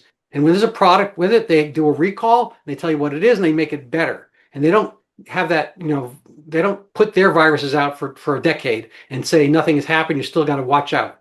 That doesn't happen. Things get corrected. We're certainly capable as a species of finding very obscure things and fixing them. They found those guys in the Boston Marathon within hours. People put their heads together. It was 4chan, and it was kind of before crowd sharing got big. But people all in the computer, world were kind of they were looking at all these separate instances of security videos, and they thought first that it was this guy, then it was that guy. Anyway, they wound up with the right people, and that was it. Threat eliminated. Now, why we can't do that on a governmental basis is a whole nother topic. And we've seen, with the USAID and the Doge, all that kind of stuff, all these kind of little rabbit warrens of money filtering down. And that's again, it's this SNL guy, baseball player, Garrett Morris, it's been better good. Baseball has been better good to me. This is the business model. In order to get business in certain parts of government, you need an emergency, and you have to keep the emergency. The reason, I was speaking about Dr. Fauci's getting wealthy. The reason he have two agencies, I've written on this for Brownstone, is he formed ASPR, which initially had a different acronym. They kept the same letters, but it became the Administration for Strategic Preparedness and Readiness. It used to be the Associate Secretary for whatever. So there's a piece of HHS that Dr. Fauci had formed. Why? Because the Amerithrax, the anthrax after 9/11, there was the anthrax scare. Yeah. And first they trailed around Stephen Hatfield, just like the Boston Marathon police trailed around the wrong people first. And they Stephen Hatfield, they trailed him Mm. for months. And it turns out there was this other guy, I think his name was Bevan Steve. Thinking of Anyway, Bruce he was Ivans? what? Bruce Ivans? Thank you, Bruce Ivans. Thank you so much. Hmm. Anyway, he was working on, guess what? Anthrax. He was worried they were going to cut anthrax research from the budget. He worked at Fort Detrick. I mean, we don't know he did it. He killed himself before he could be captured. But once he became the person of concern, he killed himself. So, I mean, I think that's sort of guilty. I don't know, but whatever. But Yeah, some that's people think he was points out framed. at the business model. So he, in his mind, thought the business model for keeping my job secure for the Mm. next few decades is to have a scare of anthrax. And Mm. this is part of that's a single unitary personal example. But there's no reason to think that other people don't think that same way on a more global basis. If Mhm. Moderna could do it all over again, what would they do differently? Nothing. They did Mm. great. You and I might do things differently. Mhm. A lot of restaurants might do different things differently, but Moderna wouldn't. NIAID wouldn't necessarily. And so, this is kind of a perverse way of getting business when you're in government, and that's something, Mhm. that people have to work on fixing. The concepts of fixing it are out there, and the manufacturing of those cures are totally different. Mhm. What's interesting about Asper is I believe Stephen Hatfield has been appointed the director at Asper just recently. Oh, for real? Yeah, I believe Oh, so. He's wow. senior medical advisor at HHS and Huh. Well, director God bless them. of My infectious understanding was they were going to get rid disease of ASBR. response and preparedness at Asper. Yeah, I thought they were disbanding the whole unit for like cost cutting. But But you raise a good point which is that over what is it now, 9 years since that outbreak in 2015, the quote unquote outbreak in Brazil. mhm. No one has corrected the record, it seems, except you.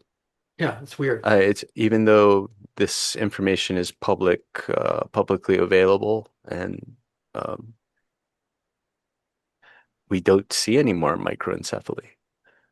And Yeah, yet it's just sort of, I it's don't just think still even there. people even understand that Zika was about microencephaly. They just kind of go, Zika, oh no. Yeah, And that's it. yep. There's Yeah, not really any digging going it's a on. funny thing. Um, I just think it's what's that movie where I'll drink your milkshake? It's the about the, Daniel Day-Lewis and the oil and whatnot. I don't think they've fully drunk this milkshake. The $1 billion got appropriated in 2016, and because they had this whole because the virus didn't cooperate, it disappeared, or Mhm. microcephaly disappeared, however you want to look at it. They were never able to drain that $500 million Mm. research money. So they've been wanting to spend it like crazy. And so they just, keep trickling out new articles. I've looked at the Zika literature that comes out. They've changed it for microcephaly. Mhm. They moved the goalposts and they have this thing called CZS, and it's called congenital Zika syndrome. And, and, uh, basically it's a very diffuse bunch of symptoms which can come from anything. And they want to kind of persist with the Zika funding. So that's kind of where we are right now. Mm. Uh, there's something I want to share from via Dr. Jack. So I'm going to put this on the as a screen share. Hopefully everybody can see it. It's a little fuzzy because it's a low resolution picture, but this is a timeline that Dr. Jack worked on, and in it he shows that 2011 was when the Project Stork Network program started, and then in 2011 there was a release of a gene spliced Aedes aegypti mosquito, and started releasing in July, and then the big release was in October 2011. And the I guess the early microencephaly cases show up in July 2012. And then there's a couple more events in there that he notes that maybe are playing some part potentially. One is the use of glyphosate in July 2013. There's a switch, I guess, in policy on the pesticides. And then supposedly in July 2014 is when Zika reaches Brazil. And then 2014, end of 2014, there's a mandatory deployment of Tdap, a new Tdap, tetanus, diphtheria, and pertussis vaccine, as well as I believe there was also a whole pertussis um, vaccine put out at that time.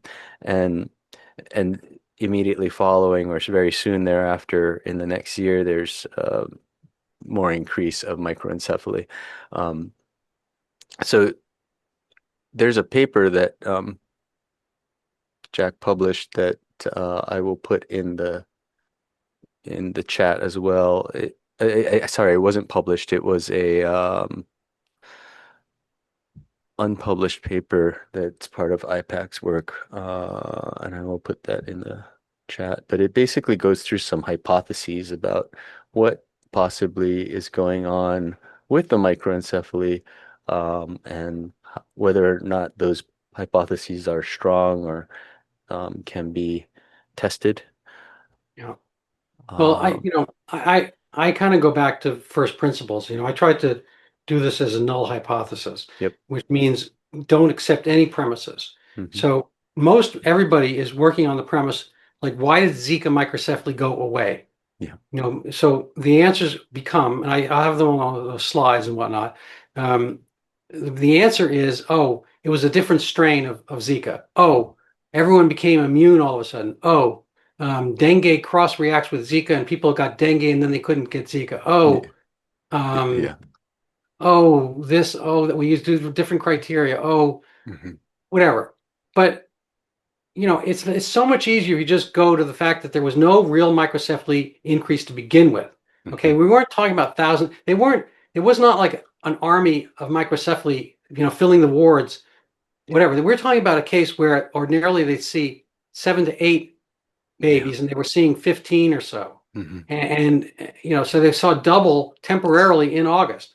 Yeah. That's it. That was the microcephaly. That was the set of data. And again, Hmm. it didn't get peer reviewed. They didn't go based on registry data. They didn't compare actual percentage of where they fall on the curve, whether with the WHO standard. They didn't do anything that you would do in a normal study. So Right. my feeling is along the lines of Gertrude Stein when she went to Oakland. She said, "There's no there."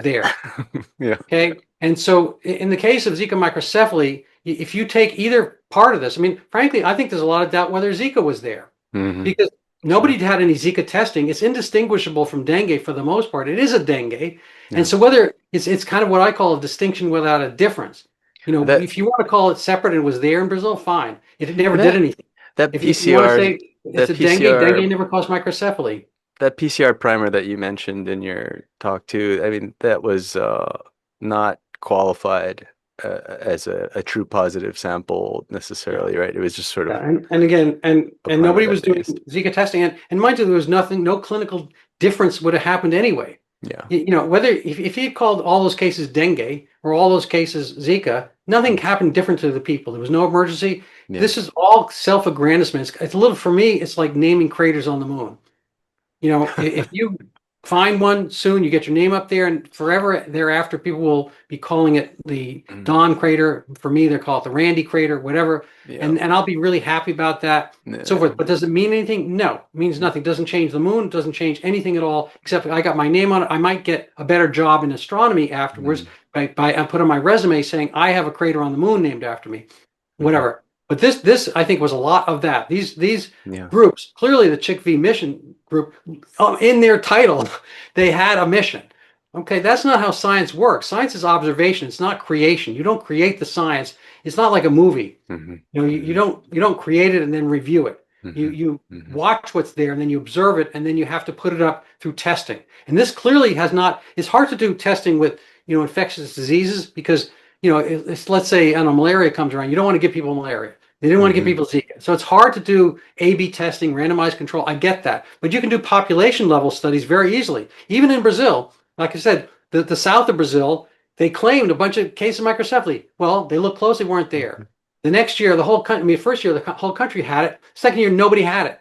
Well, that's your A/B testing right there, A. And B, you could have gone to Colombia, maybe not Venezuela, closed society. They got the wrong president there, whatever. Hmm. But you could have coordinated with any number of neighboring countries and had a result. Not that hard. Nothing else got done like that, and it hasn't been done because they don't want to do it. And so they wind up doing is all these little microbiologic um, uh, testing, and they wind up saying, I mean, they have literally found that Zika. What I hear all the time is like, Zika is neurotropic, which means it can, if you put it into a bunch of cell petri dish, whatever, it'll get into the neuron. It's like, okay, have you tested that with every other virus on Earth? Like, how dispositive is that one way or another?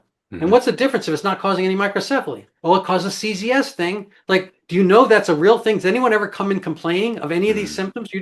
All this stuff is like so obviously brutally unscientific. Yeah, that's the fundamental thing. It seems like from the beginning, the scientific logic and following the evidence and what it pointed to, and whether or not anybody followed up on basic logical questions, it seemed to be a glaring absence of that, and it continues almost 10 years later. Yep. There's one of the questions in the chat. Maybe I'll just read it out, and if you can respond to, was the panic intentionally caused, or was it just incompetence or a kind of innocent mistake, an error by medical professionals overinterpreting statistical naivete? Yeah, no, I'm not a conspiracy guy. I am a conspiracy of interests guy. So I talk about this in the book. It's not my term of art. I don't see it that much. I think it should be out there much more. Conspiracy of interest. So the example I give is, it's a hot day. I'm walking down the street. None of the ants, flies, rodents, or whatever, are thinking about getting ice cream. Okay, they have no way of doing. They don't conceive of such things. They don't think. They don't. So I'm walking down the street. My ice cream falls off my cone, falls on the ground. I'm not going to pick it up. I'm not going to eat it. Okay, now there's a new opportunity for a bunch of ants and flies and crows, or pigeons, whoever. The ice cream is there. They're going to fight this thing out. It's a war down there. I walk on. I move on with my life. I go buy another ice cream, or I don't. It doesn't matter. I don't never think about it again. But in the microcosm of their world, something happened. Okay, this miraculous cold milky food showed up. It's delicious. They love it, and they're going to have to fight off other, animals who want it. Whoever gets there first is going to get it. And so whether it's a seagull or whatever. And so they're having their own conspiracy of interest. Now they have to figure out how to guard this off, how to keep it for themselves, cooperate or not cooperate, or fight each other. That's a conspiracy of interest. So I don't think Zika happened in any, logical way. Nobody could write this up. Clearly there was some planning regarding CHIKV. They did want a virus. So that I think is what's the word? It's dastardly in a way. It's anti-scientific. It's selfish, it's wrong-headed, and it has had negative consequences. So I'm not sure what the right word for that is, but that's that. Okay, so that I think is an error. And then I think the stuff that happened in Recife between the neuropediatrician Vanessa Vanderlinden Mota and Carlos Brito, I think that's another error. I think there are errors in leaking to the press. I think these come out of self-aggrandizement. Now, we all have egos. You may not believe this, but I've got an ego. And, I like to be right, all this kind of stuff. Sure. But the fact of the matter is that, I'm not going to do it by virtue of jumping over something that's wrong or kind of throwing pregnant women under the bus or, trying to do it. I have to kind of follow it where it is. And I think this is a differentiating factor, and it should be determinative in their careers and whatnot. They always say heads will roll. A lot of things happen. No heads ever roll, seemingly. If people get away with stuff. But I, at the very least, would like to, bring this kind of to account.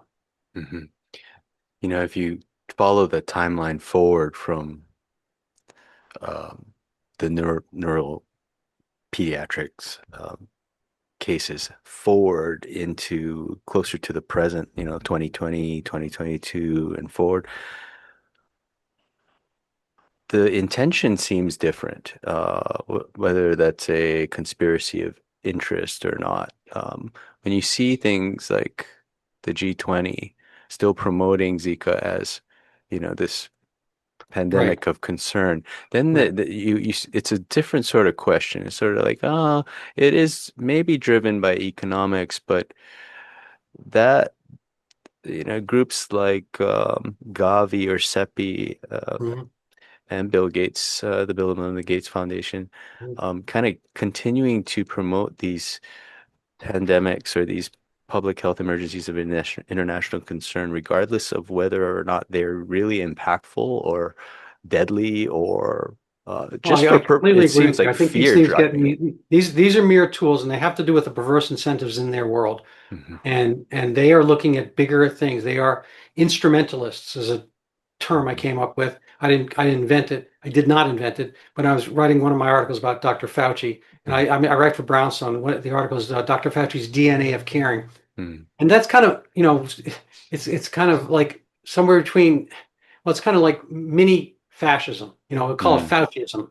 When you stumble over everybody in order for it to get a goal. You're using everybody just as an instrument. It's manipulation basically on a grander scale.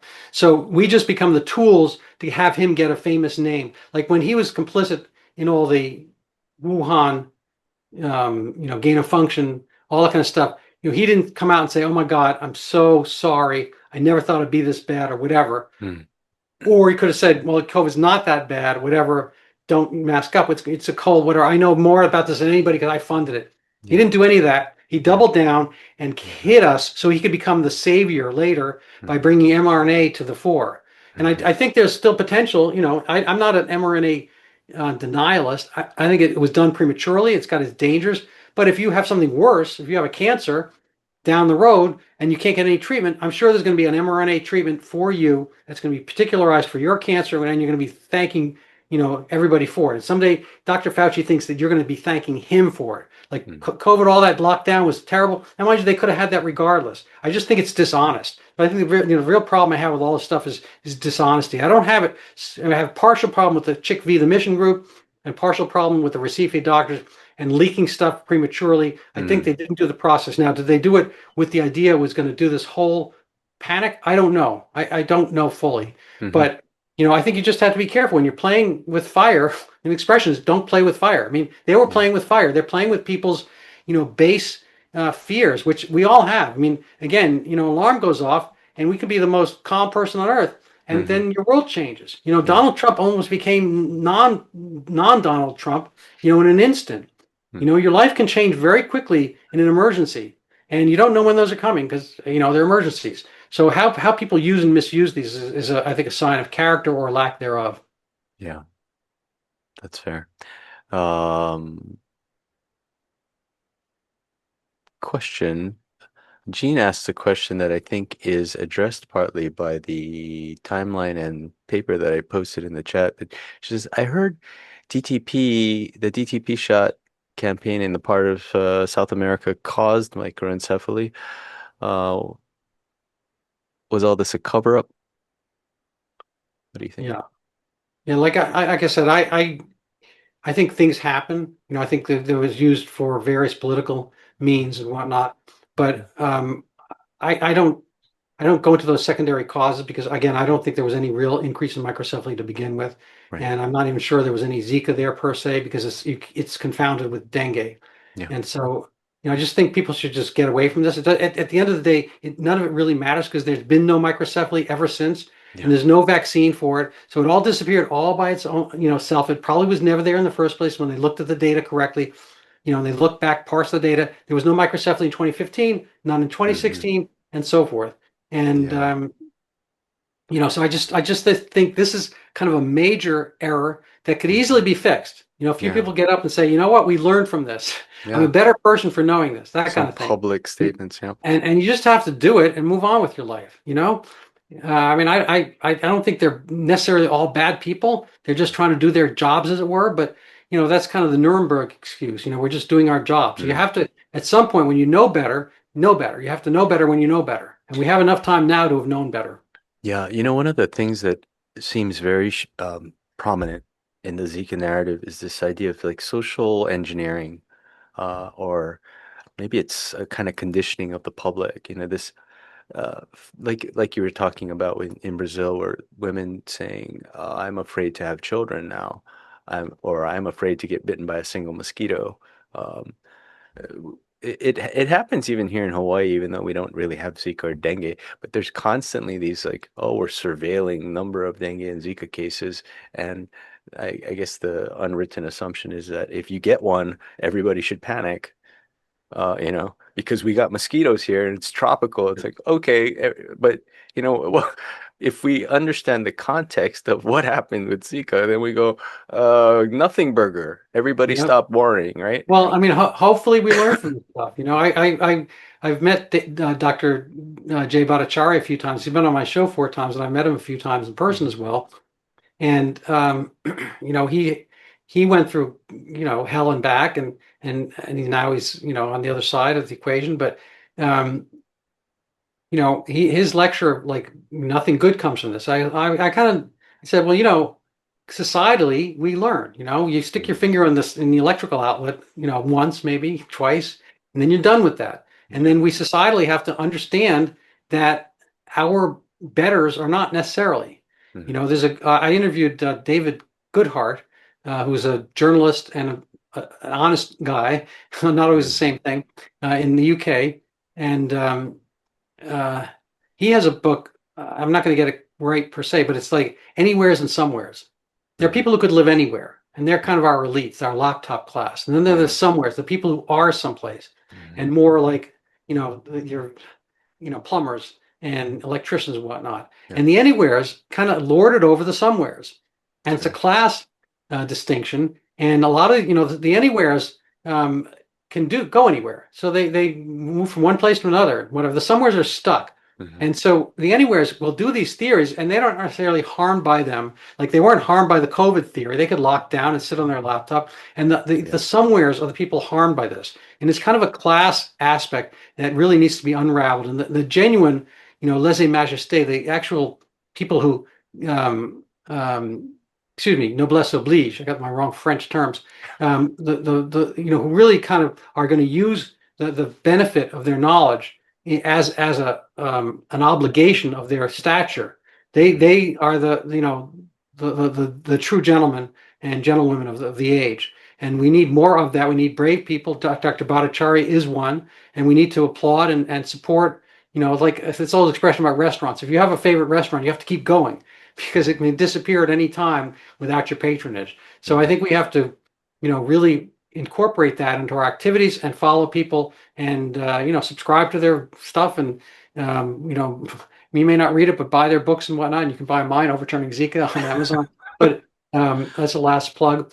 But it's man's default position is not knowledge, wisdom, beneficence, and free markets. It's tyranny and subjugation and whatnot. We have to have a world where we're aware of that. And so we saw some of the worst aspects happen during COVID. We just have to keep our antennae and protection, our own mental immune system, up and active.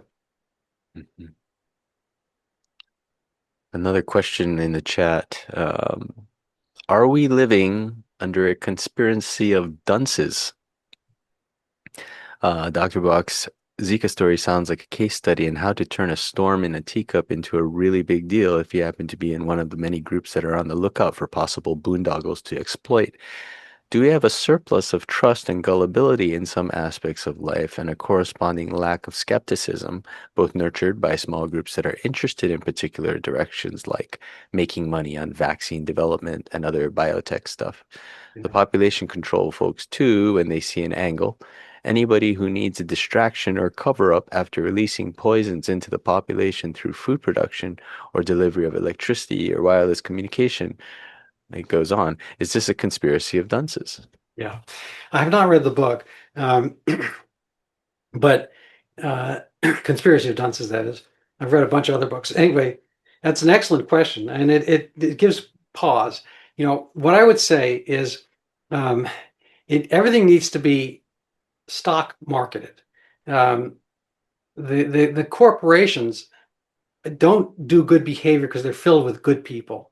They do good behavior because it keeps them valuable, keeps their jobs. The way they, if Marriott and NIAID have different business models.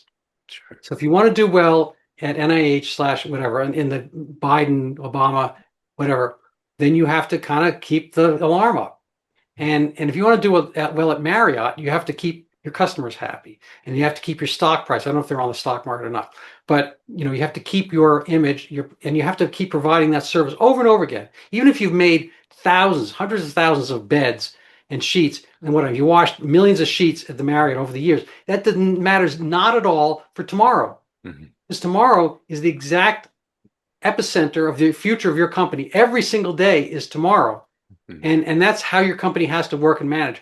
And then you get pinned and pegged to what the crowd is very smart. And individuals can be untrustworthy. You shouldn't necessarily believe anything I say. Don't, I believe me, but you don't have to. And Mhm. you don't have to invest in me. I'm not asking for anything aside from maybe the cost of a book. But, when we invest in bigger and deeper products, they need to be basically, what's the right word? They need to be ticketed and gauged, and we have to figure out a way to kind of blockchain everything, Right. whether it's and pieces of knowledge. Instead of peer-reviewed journals, there has to be kind of an opening where people almost literally put their money where their mouth is, Mhm. and upvote and downvote. And this is how careers happen instead of like the cronyism of the tenure system and whatnot. This is a very deep topic, and I'm going to have Sure. to, kind of scoot out of here because I have my actual boss is downstairs, and we're going to meet up in a minute. Yep. But it's been an honor and a pleasure to be here. So, obviously, the answer to the science question is to get science onto the stock market of its own. So it's an adjudication process. When you're wrong over and over again, kind of like what we see with CNN. People stop watching CNN. They're wrong, wrong, wrong, wrong. People stop watching it. Their stock prices go down. It hurts them in the wallet. And so So they let me might. let me interject here with one quick question because I know you have to leave related to what you're talking about. So if I was Marriott, I'm a corporation and I have a customer base and I need to keep them happy, I need to have the preserve my reputation, et cetera, right? We understand that. That's pretty clear. When you have a government agency or something that sits outside of the marketplace, like the CDC, for example, or NAIAID, they're not accountable to a customer base, right? Right. I mean, This is a that's one of major the problem. problems. Like Yeah. Fauci's office is appointed, for example, and outside of even an election process, Yeah. which is how he maintained his own little empire for so long. So, how, what would you advise for, You have to ways offload to all that approach stuff. that? I think Elon Musk has exactly the right idea and attitude. You got to offload all that stuff. You got to privatize where you can. The example I give is I live in a leafy suburb of Boston. It's all nice and good and all that kind of stuff. For at certain points they had the city do the trash. Hmm. Okay, and at another point they endeavored to job that out to contractors. Hmm. So I mean, I paid exactly the same amount or whatever. I just pay my taxes. They're figuring it out. But which happens better? They're going to get once they can job it out, they can say, oh, this company started to fail. We're gonna compete. We're gonna have them compete with somebody else. If they're your own employees, if they're city workers, you never get rid of them. And Hmm. so the idea is to do that garbage model, no pun intended, with some of the garbage that's already in government. You have to get it out. You have to pull it out and get the same thing done by having big contracts bid. And insofar as you can, kind of peg and put metrics on the jobs that people do and have them upvote or whatever, a way of kind of like putting a stock market on everything. We do it in our schools. We grade the students, okay? Their stock goes up and down based on how well they do. Hmm. Teachers now have a review system. It got better. Uber drivers have a review system. Everything needs a review system, adjudication, and it all has to kind of go up and down on some type of value that's attached to it. What we have right now is opacity. So we need transparency. We need knowledge. We can't have transparency for everything. You don't want to tell your plans to, defend, I don't know, Taiwan or something like that, or what you're going to do. You can't have transparency perfectly for everything. But Hmm. insofar as the things you have to offload it and get it done more efficiently. All right. Well, we don't want to hold you over and get you in hot water. We are so honored that you spent the time with us to share your expertise and research with us, and I think everyone's better for it. All right. Well, Thank you so thank you so much. much, Don. I appreciate it. I have a converse invite for Dr. Jack. I'd love to have him on my show. We have a few things to talk about. I have an autism article that he's taken a look at, and I know he's far more expert on it than I am. So I'd like to be able to pick his brain and I don't know about pick a fight, but have some conversations as well. Thank you so much, Randy. We look forward. Maybe we can have you back, and you guys can do a little back and forth on the autism. Well, that'd be great. I'd really, really love it. Thank you so much, everybody, for listening. Okay. Great questions. Take care now. All right. Bye-bye. Bye